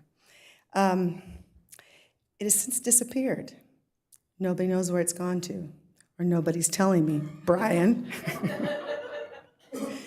There doesn't seem to be a photo of it either that I can find, but I promise it's there and others have referenced it. But what it showed, it was very interesting. It showed City Hall, council chambers, the library, the senior center, police department, and a building right in the middle of the square, a performing arts center, which was envisioned by our founding fathers, founding mothers, who laid out this civic plaza. As you're very well aware, that building was never built. But the acreage that was dedicated to that building still sits there, empty, with some gentle landscaping, and I appreciate it. It's attractive.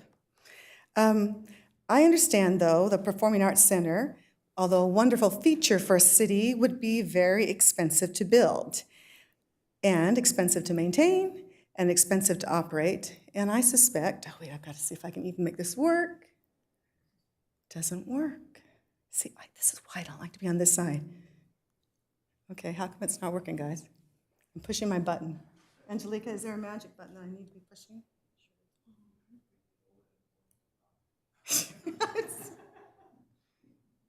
It's not just me. I know it's. There we go. Okay. Okay. Turn it this way. Yep, there you go. That's what I've got. That's the top. And over there. Okay, so now. Okay, there we go. I'm just getting my directional finding. Okay. So basically, it showed a performing arts center right in the middle. And there's a foyer as we walk in. You can see it. Anyway. And so, as you were well aware, you may recognize that building. I'm glad that we don't have to pay for it. I don't want to tell them that, but we're grateful for Thousand Oaks that they have a beautiful performing arts center. I suspect most of you have been in that and for wonderful performances. What is interesting is that we are about the same size population of Thousand Oaks, very, very comparable in size. So I'm not in any way suggesting we put that in the middle of our city. But I am suggesting that we consider what was proposed by our founding fathers and put something that and here's the land showed, something that is maybe similarly utilized or for the same purpose, but maybe modernized for 2023. And I'm proposing we consider, I'm not looking for approval to do it, but consider building an outdoor amphitheater in that space, which would allow for performances and for a variety of things. And I think would also show deference to the intentions of the layout of this Civic Center when it was made. What's funny is Brian will tell you I've had conversations with him for this probably about 4 years, haven't I, Brian? He really thought I'd forget and go away. He will vouch that. And anyway, but I wanted to thank Mayor Thomas for scheduling this goal think tank discussion time so we can just have a general discussion about this. So Anyway, I'd love to go on a little bit with the why, and of course, the slide that's missing is my beautiful picture of Simi Valley, the next one. So if you would envision our beautiful city of 130,000 population, and what could be done with that space? And I suggest that what we need is a central gathering place where people of all backgrounds, interests, etc., can come together to be entertained, to be educated, to be edified, maybe even inspired. And I think COVID has also changed our perspective and value of outdoor spaces. Suddenly, that's where people want to go to be entertained. And it's appreciated more. That's where a lot of time is spent by people. Maybe I will share this because it's kind of interesting. Did you know that the city has, that we are mentioned on the Yelp, we have a Yelp page? Did you know that? We're there. There are 9 comments. We have a 3.9 rating on Yelp. This was just interesting to me. I know.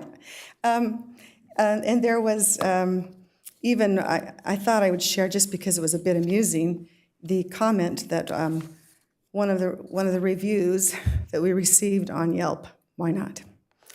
This was made in 2017. A pretty boring city. Not much to do here.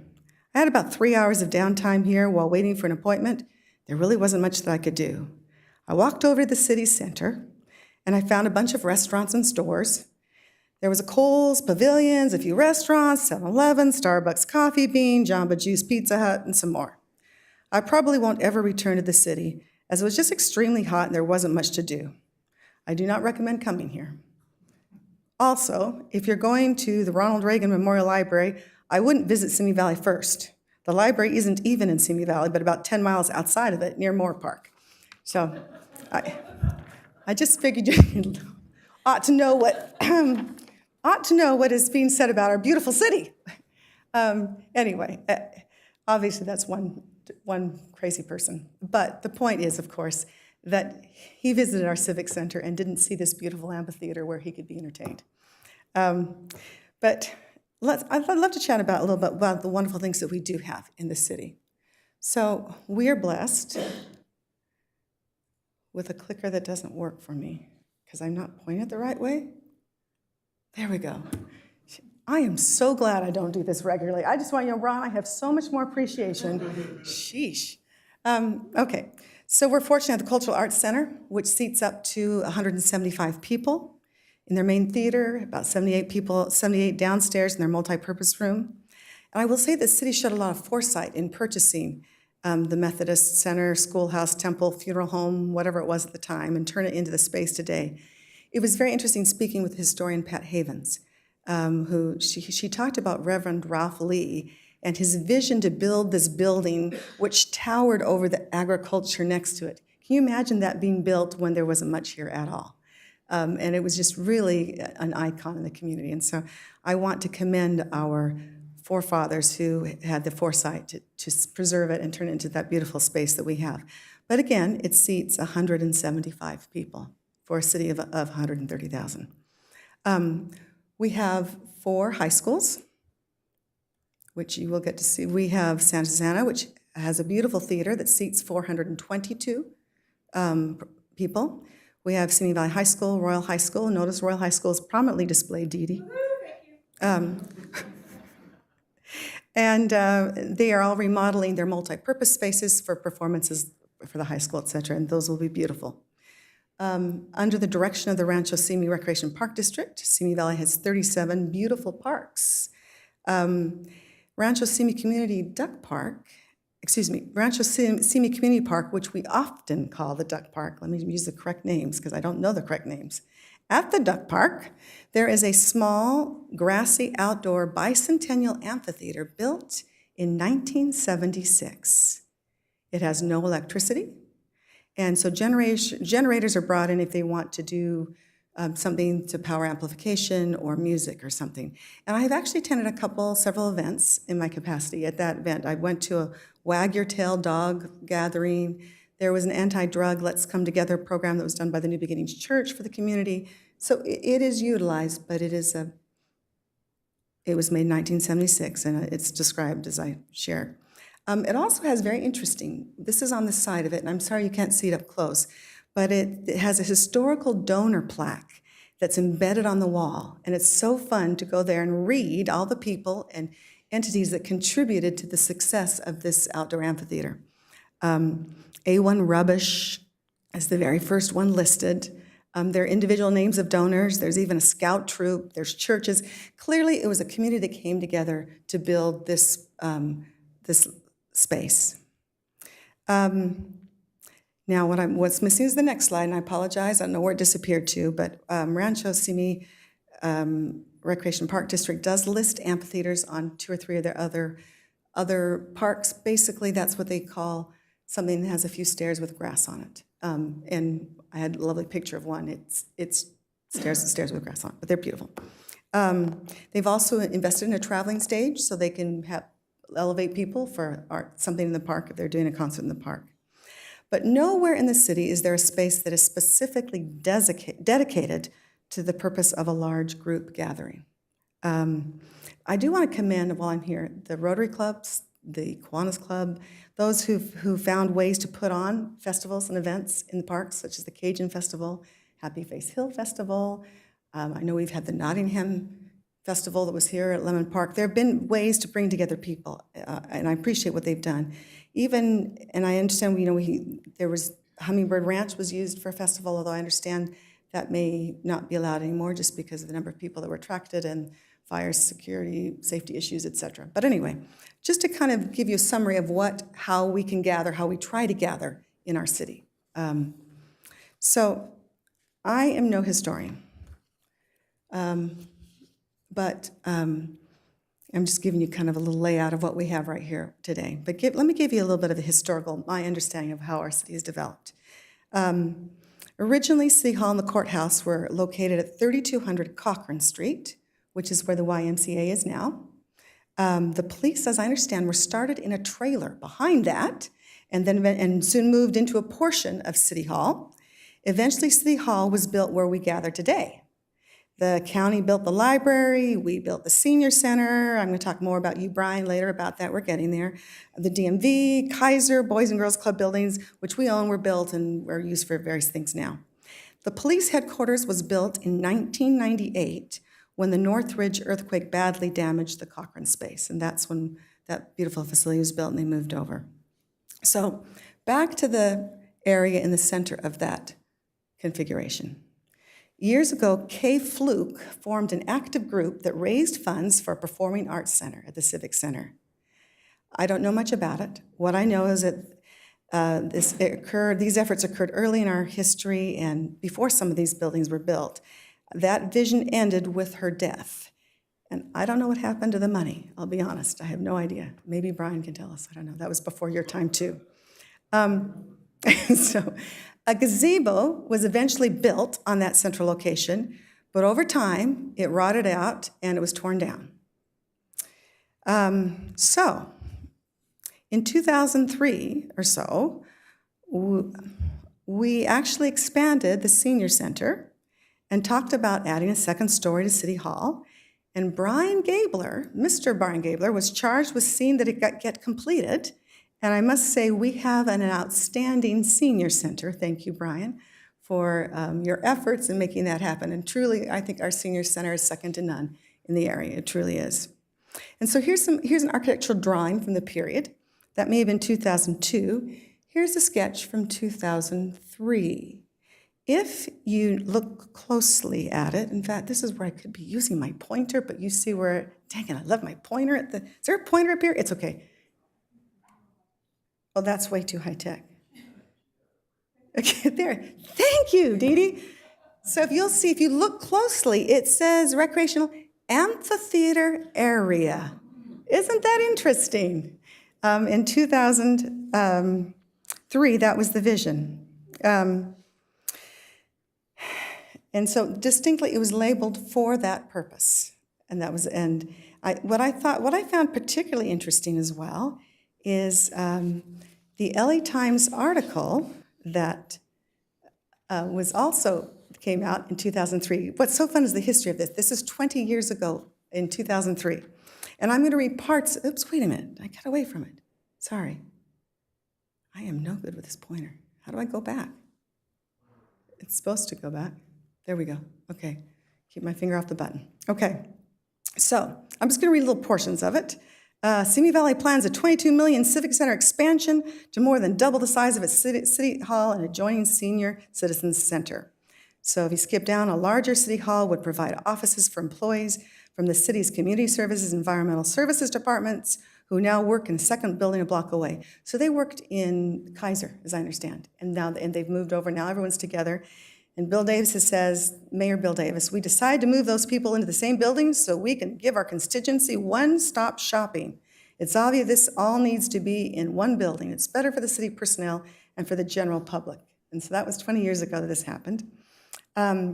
Jump down, this is where Brian gets into the mix. The senior center, also built in 1984, will nearly triple in size after it adds about 26,000 square feet to its current 14,000 square feet.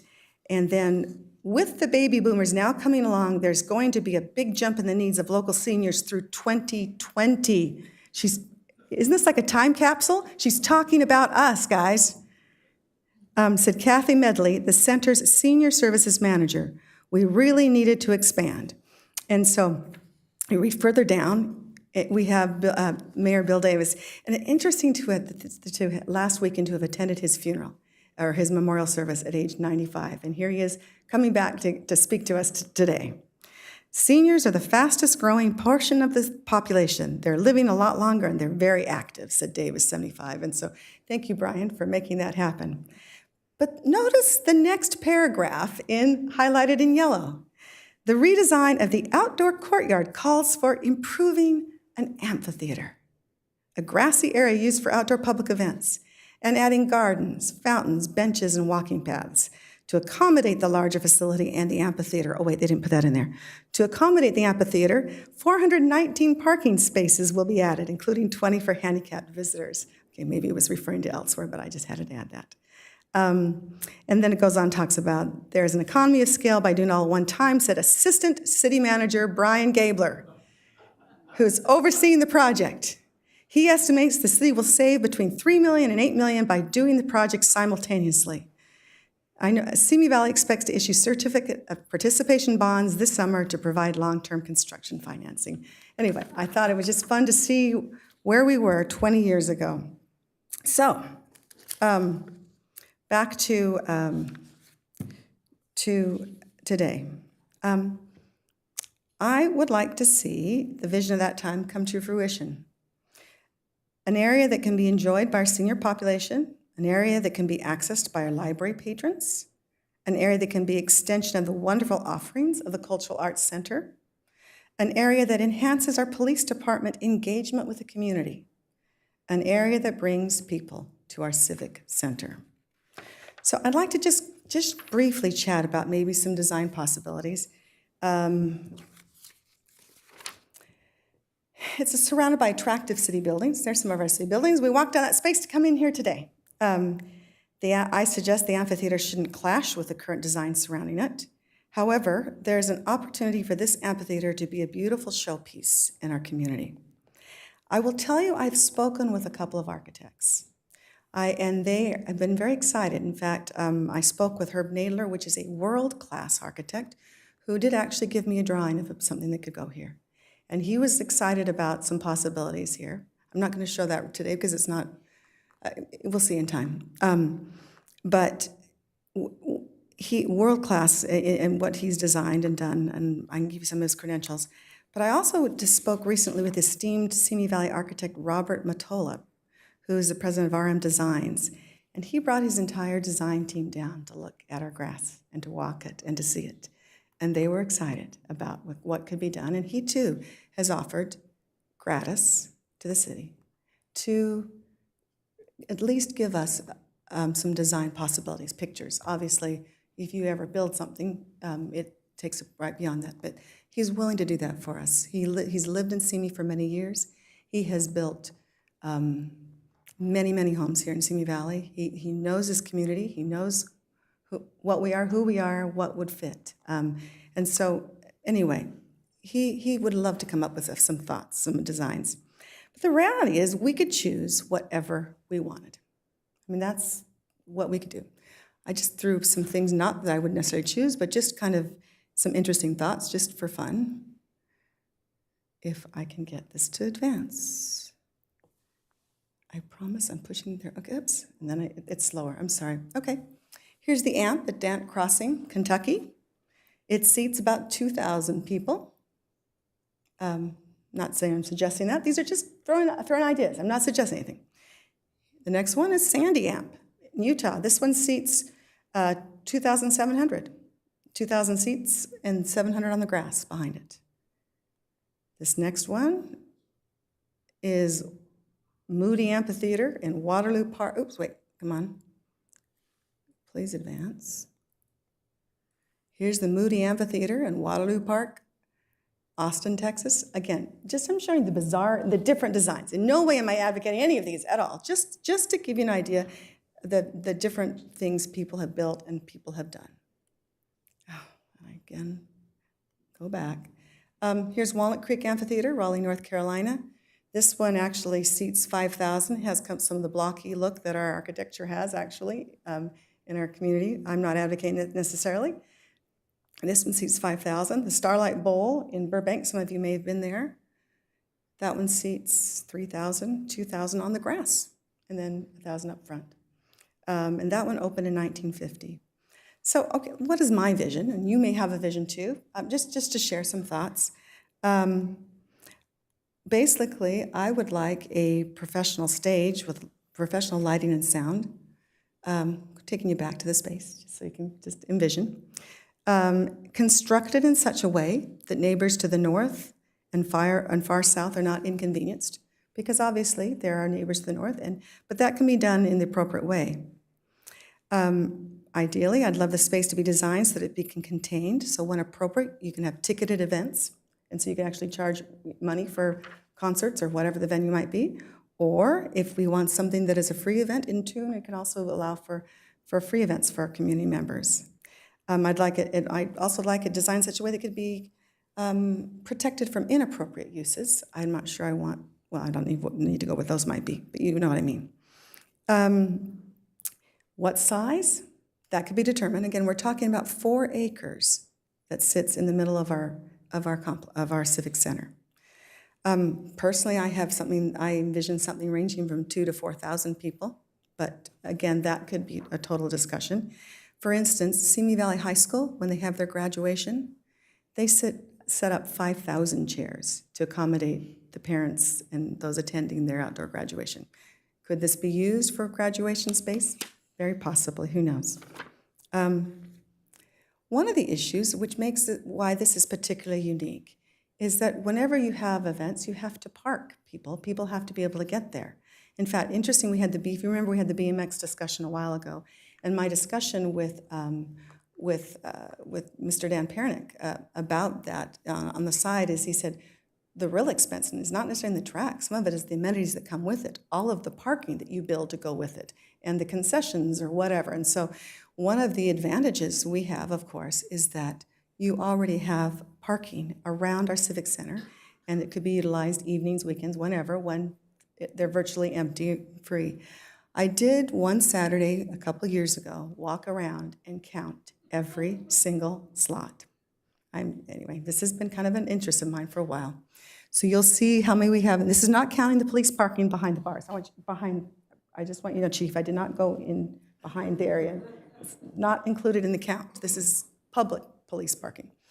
You can see, anyway, basically close to about 1,400 parking spots around this club. And that does not include legal curb parking. It doesn't include parking lots for church or other businesses that might want to rent their lots if there were an event or something, they might be, et cetera. So, but that's lots that are right now potentially open for public parking after hours. And that's important because that allows access. I should also add that where is our traffic? We didn't talk about traffic yet today, and we'll see. Ron, where are you? Are you still here? You didn't show a single picture of a bus, just saying. But our traffic transportation hub, of course, is right at the corners of Avenida Simi and Tapo Canyon. That's where all 3 lines come together and stop, et cetera. And we could be in such a way, the bus schedules could accommodate Taylor, it could accommodate performances, or shuttle buses could be utilized, et cetera. And no, I don't have a picture of a bus. So how is this to be operated? Well, I'm sorry, wait, let me go back. Oh, what? Okay, we'll just, anyway, again, missing a slide. We could decide how it could be operated. The reality is we could choose to do it. We could have the parks, and Rancho Simi Parks could be the operator. We could work with a private professional stage venue management company who have been happy to talk, would like to talk with us. Each comes with different advantages. I'm not advocating one way or the other. I'm just simply putting it out there. I want to be very clear that I have had the conversation with Dan Pernick, because I didn't in any way want to step on the toes of our esteemed Rancho Simi Park Park District. When I spoke with him, he felt this would be a great addition to the neighborhood. And it would not conflict in any way with their efforts, and that we could work together on this project if it was so desired.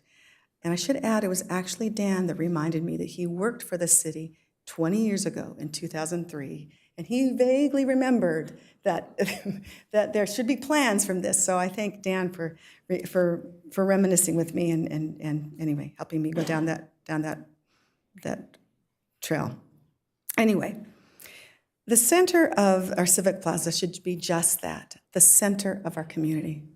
It should be a place where people come and watch concerts together. These are all pictures, by the way, of people gathering in Simi Valley, where they can enjoy and picnic and interact with each other. Keep going, pictures, come on. It says, I promise I'm pushing, there we go. It does not lie, I promise. I am not good at this part. This is from a concert that was given in the parks. People want to get together. They like to be outdoors, to be entertained, and to gather. And we could have a permanent, beautiful space to do just that. It's even been used as a central place where people have gathered when they've marched and concerned about something.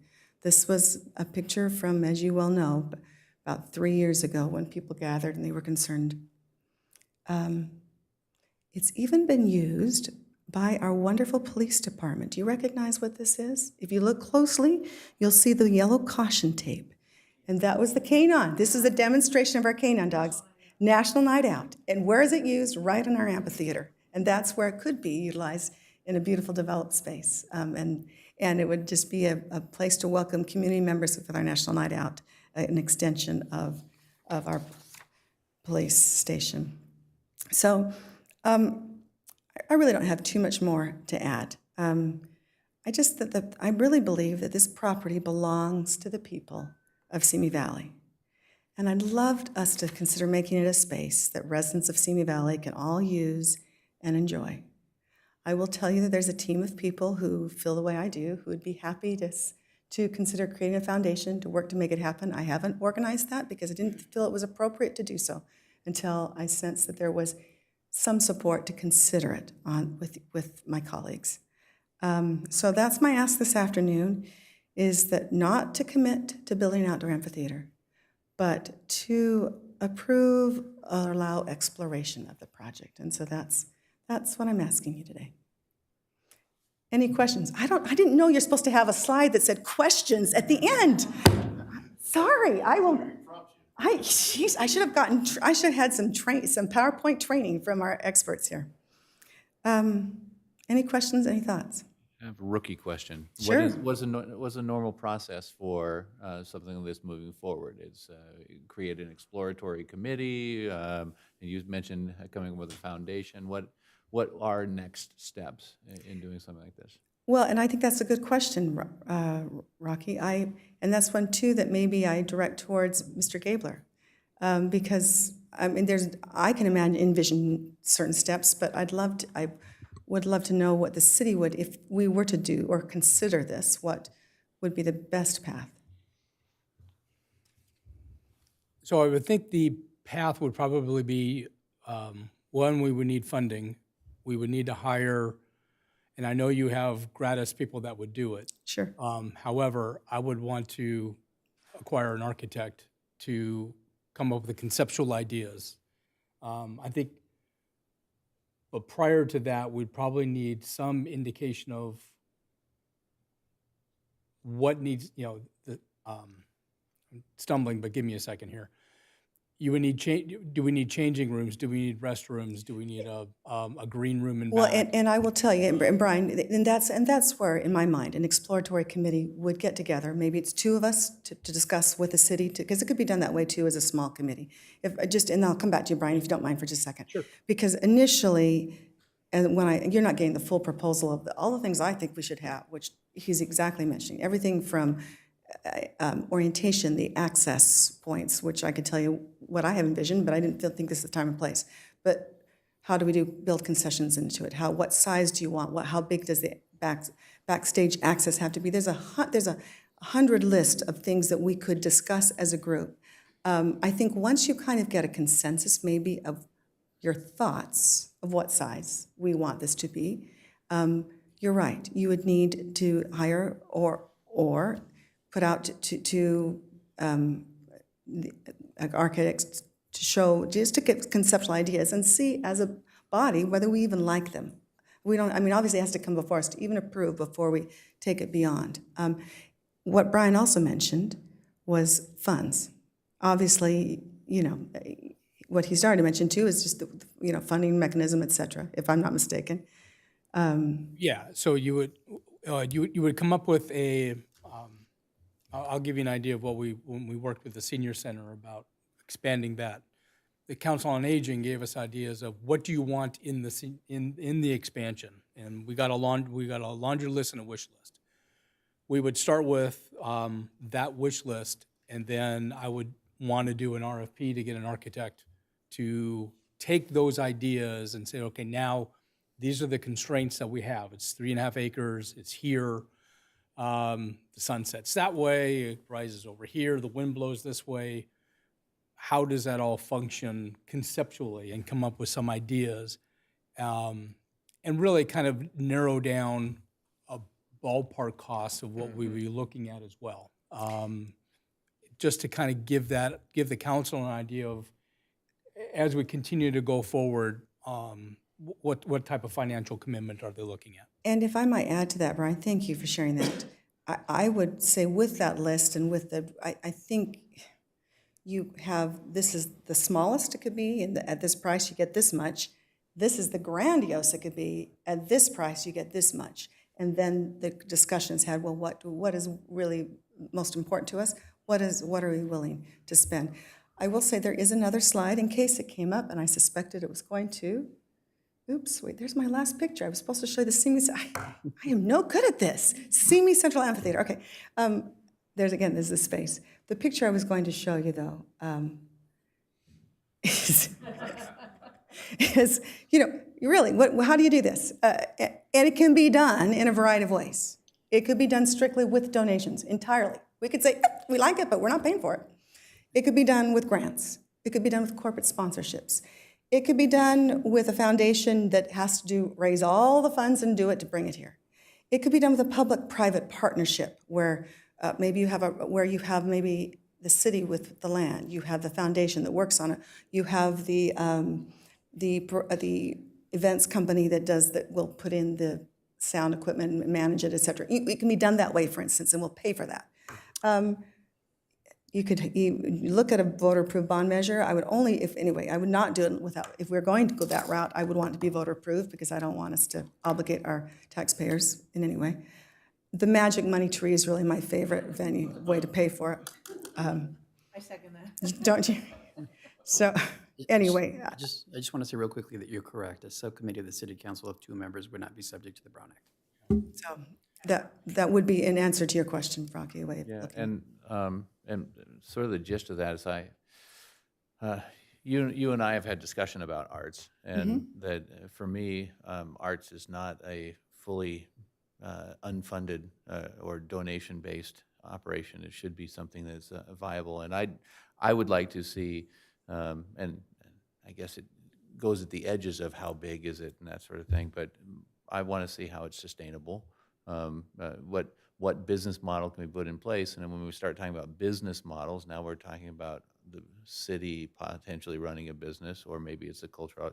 So having a committee hash out some of those prelim questions and say, does this even make sense as a project, regardless of size? And then if it does make sense, then you get into the, okay, how big does it have to be to pencil out correctly? Because we know that Cultural Arts Center, it'll never pencil out at 175 seats. It's a loser financially forever. Isn't it a beautiful gem? And Yeah, and so, those sort of things drive me crazy, but that's the situation that we have there. We don't have to build one that will be a constant money absorption. It should be a revenue generator, or at least break even, if it's gonna be a project. So those are the types of questions that I would like explored more deeply before you go, oh, yes, let's put this forward and put it out there. And in experience of the city, I know that would also probably require staff time to be able to start answering some of those logistical, legal, going, can we do this or not?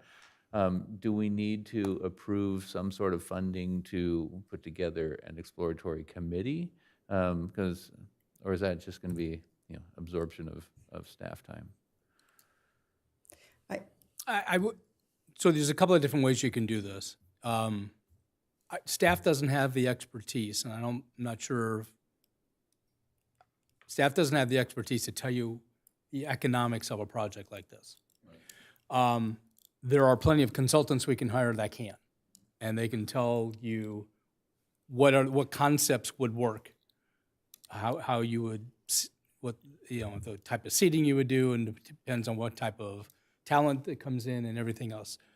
I think if you're going to really, honestly, if you're going to do it correctly, I would hire a consultant that has the expertise, that you can rely upon a study that says, yes, this is how you make it work financially, to the extent either it's fully financial or partial or whatever it is, sizing it up, sizing it down, the amenities that are there.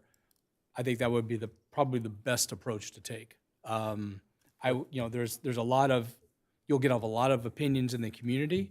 I don't want to rely upon opinions. I want to rely upon someone that has some expertise. CEQA considerations might have to be contemplated as well. I agree. That's how something we would use a project manager. So that's basically, we don't have anyone with the expertise, so we have to go outside. Yeah, so we would, our office would probably manage the consultant and the contract and move it forward from there and have someone work that through. There's a lot of issues, but I think that's, if it's a financial issue, you definitely got to start there. And then you have to start on a design issue as well as what are the amenities. And they may be related on, you can't make money unless it has this many seats, and then now you're backing into what the size is going to be and what the amenities are and what all that goes along with it. So I think that's probably the first step and so that will help guide what the ultimate design would be. Not to be a negative, Nellie, because I like your idea, but at one time we were discussing a hotel. Mhm. Is that something totally or that would be almost an equal type thing? A hotel would be, transit occupancy tax would be generated from there as well as some sales tax. We get 1.6 million in TOT every year, Linda, roughly, out of 6 hotels. So you can figure we're getting several $100,000 a year in revenue out of a hotel, plus sales tax that would be coming out of it. And we would have to find somebody that wanted to build there too. Correct, yeah. I've had conversations with developers. There has been interest in the past about Okay. building a hotel in the middle of the Civic Center. And I would argue, I'm sure we could find a developer who'd be happy to put something there. It is a plum piece. We're talking the center, right by the police. I mean, it's in the center of our Civic Center. So I'm sure we could Just want to make find. sure we stay on the agenda topic. Right, no, but my General. point, I'm sorry, and I guess my point is, and one of the ways to look at it is what will give us the most money. But I strongly feel that the Civic Center belongs to our 130,000 people.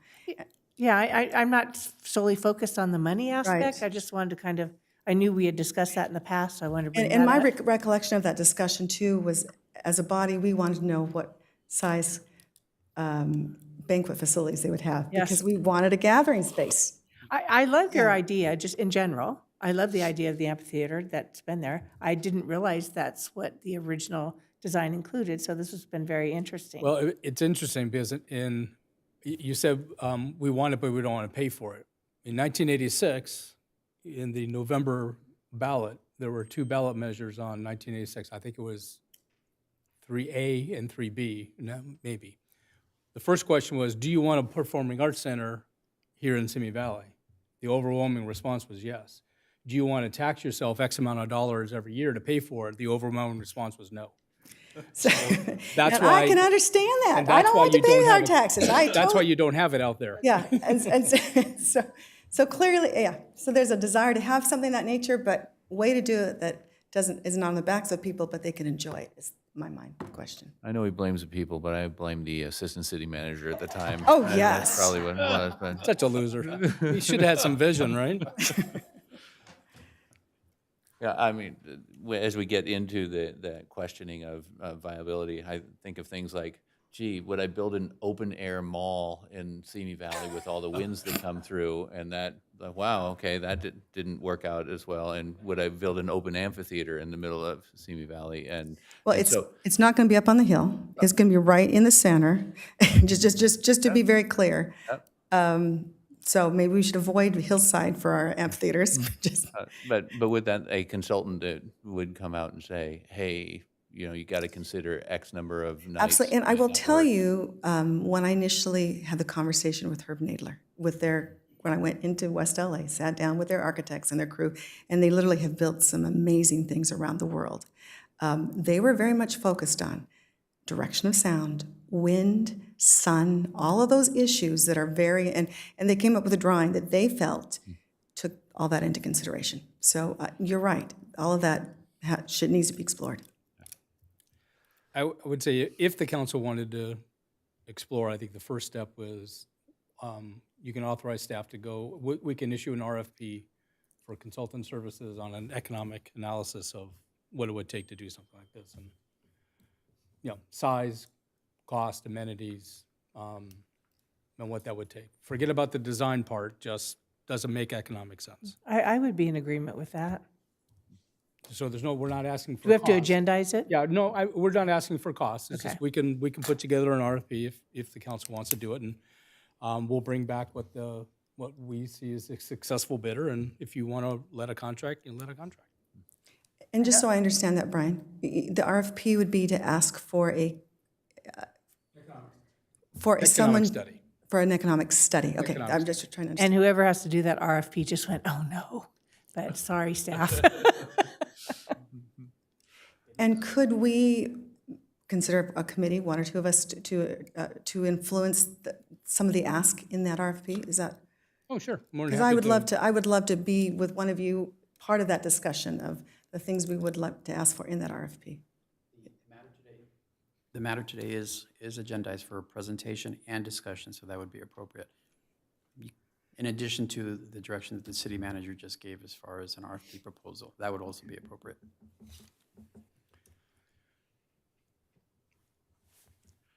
I would be happy to sit on a committee with you to help influence that RFP. I would, if you would be willing to let us do that, that'd be lovely. And since Councilmember Rhodes and I were both on the Cultural Arts Commission. That's kind of what I was thinking. That's kind of a good. It's also maybe an extension, a little bit of that group, possibly.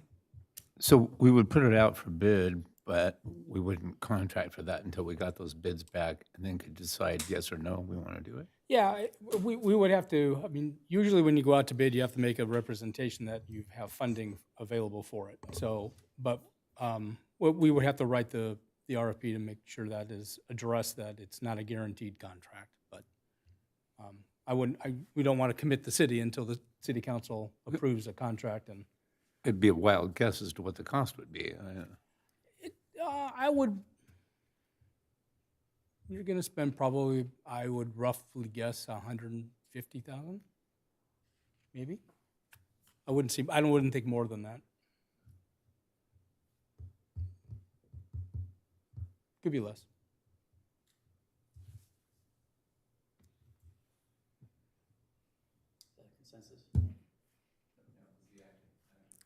We can have a I consensus. think I've got Got a my cons- direction. Got the consensus, got You have direction to the consensus. city manager, and you've created an ad hoc subcommittee. Okay. Thank you. Appreciate it. And again, thank you, my city staff who does this every time. I am so appreciative of what you do up here and over there. So thank you for your willingness to explore this and just to I see. want to thank you for your presentation today.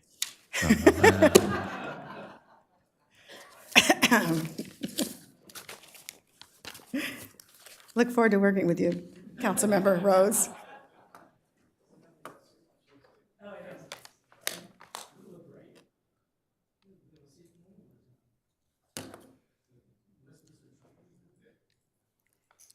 Mr. Mayor, members of the City Council, next on the agenda is item 3E, discussion of performance measurables and metrics in addressing city work orders. And City Manager Gabler is presenting this item. Yeah, just, I'll tee it up for the mayor, but I think the mayor and I have had various discussions over the last many months about city's handling of work orders in the community, more of where the work orders are related to addressing customer complaints, customer addressed issues, potholes, tree removal, some grinding, graffiti, things of that nature. I've had various conversations with our Public Works Director about how we handle those things. I think clearly we can probably do a better job, but I'll leave it to, let the mayor kind of take it from there. Well, the impression I got was that, when something is, something needs to be repaired and it's put into the system, there's no real way to track what the average, repair time for something like that is. We talked earlier about like the sidewalks and the temporary ramping with the asphalt and then coming back at a later date and repairing it.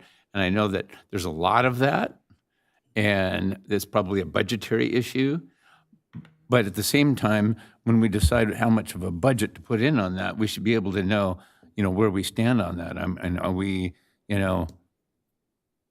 weeks, months, years behind? We should know where we stand at any given time on these things, on all these. And so I think we just need, real-time metrics when it comes to things like that. Because, like, for instance, an uneven sidewalk, as soon as it's reported, is a potential lawsuit. And so it's important that we address it on a timely basis. And so what I asked specifically of the city manager was, how do we track that? How do we measure where we're at, how far behind, or how much we have to do? And he didn't have an answer. So that's what brought up this discussion, is how do we resolve that so that at any given time, like, I guess from my point of view, if we are months or even years behind on, repairing sidewalks, well, then maybe we want to put some extra money in the budget to help get caught up. But if we don't know that that's the situation, then, what's the fix? Of course, I have a personal, I had a personal experience involved in that. And since I didn't know at the time how these things work, I couldn't understand what was taking so long. But now that I do understand, I want to try to find a way to fix it. So, Mayor, if I can just interject for 1 second. I think you brought up an important point.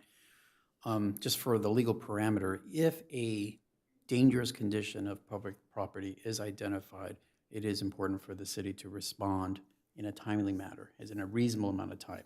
So I just want to set that as a parameter. but then there's a second part of this, and that is the perception the community has on how well we're taking care of our city. And so having, asphalt ramped sidewalks all over the city isn't necessarily a good look for us either. So so a couple things. One of, obviously, we've had conversations. The council on Monday night did approve a finishing off a software program that allows for a work order system to be in place. So yay for us, that's going to be something that's going to help out. You've got sanitation, you've got water, and you've got maintenance, 3 divisions within Public Works that work on different things, but they all need work order systems.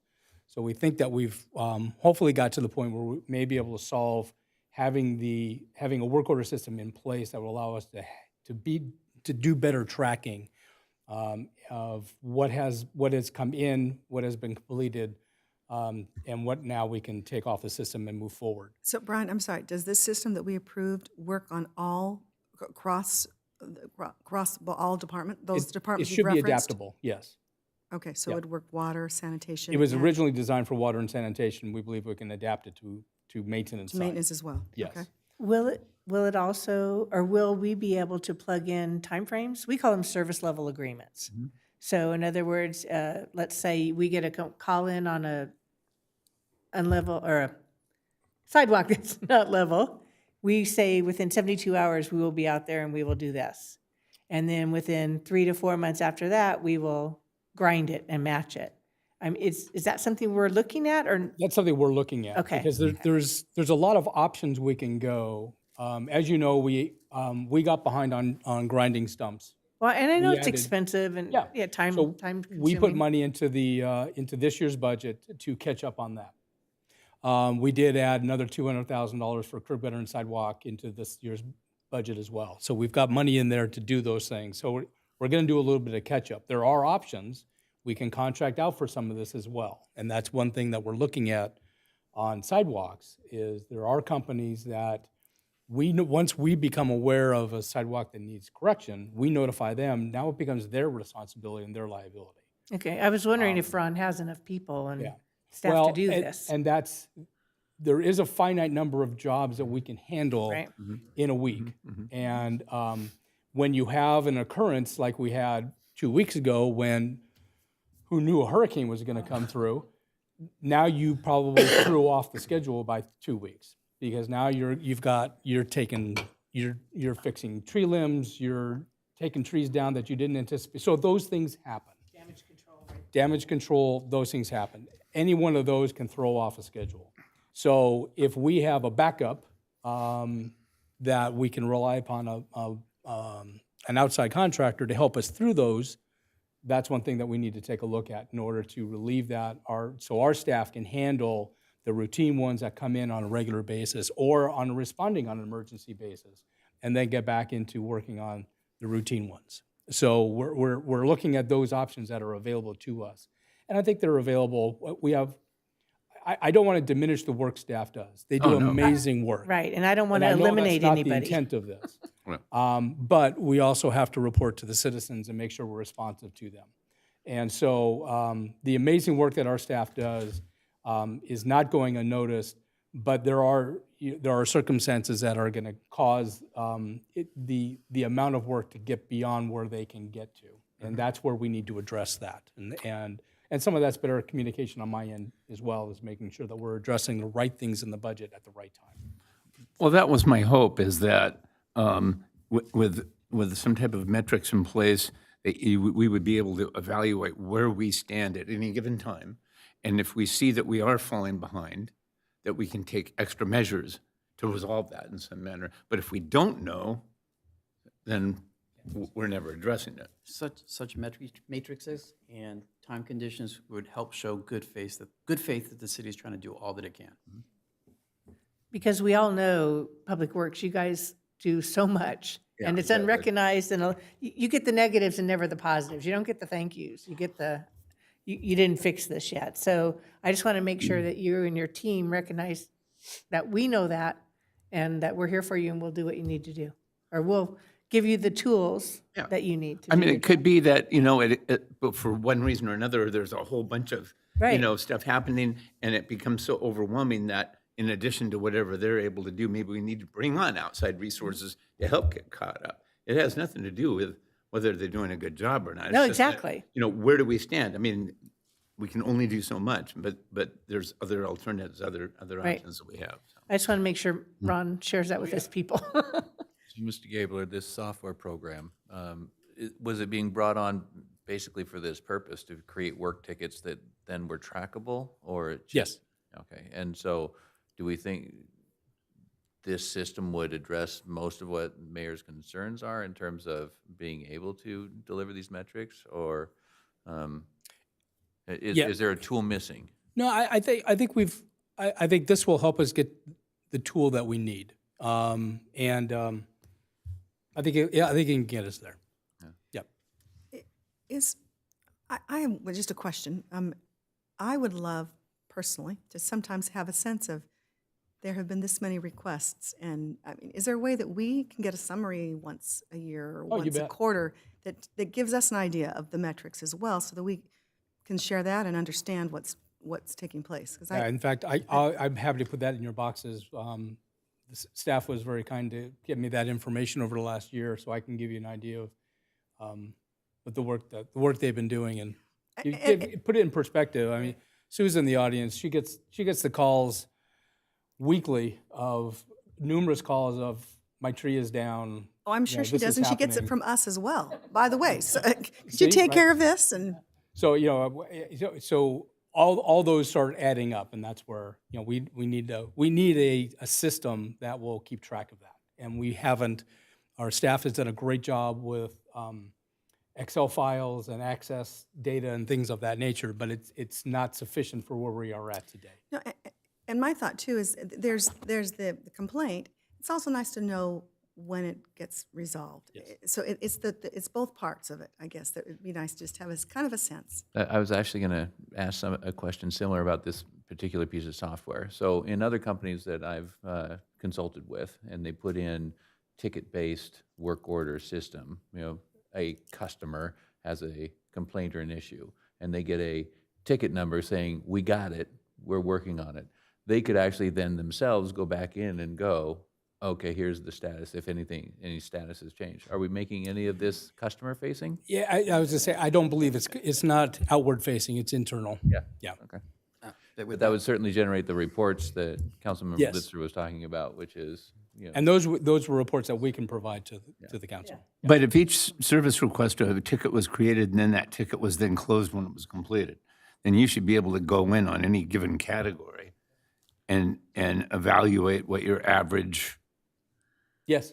solution time is on any given thing to see how it's going, and are we providing enough income or money or resources, or are we just constantly slowly falling behind and not realizing it? Yep. And that's why we have to just constantly, monitor that.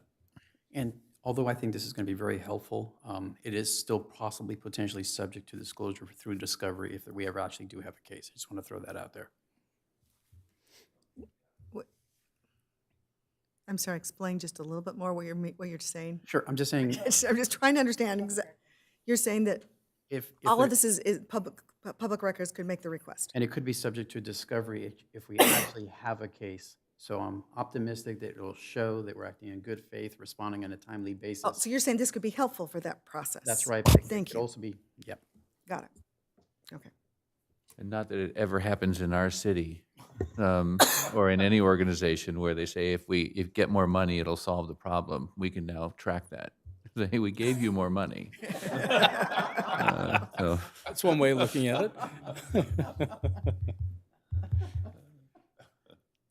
So we have tasks at hand, and I think we're moving in the right direction, and we appreciate the council's input on that.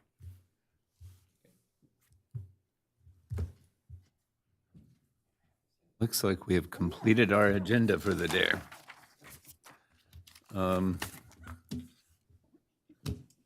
Then we are adjourned. Thank you, everybody. I'll go through.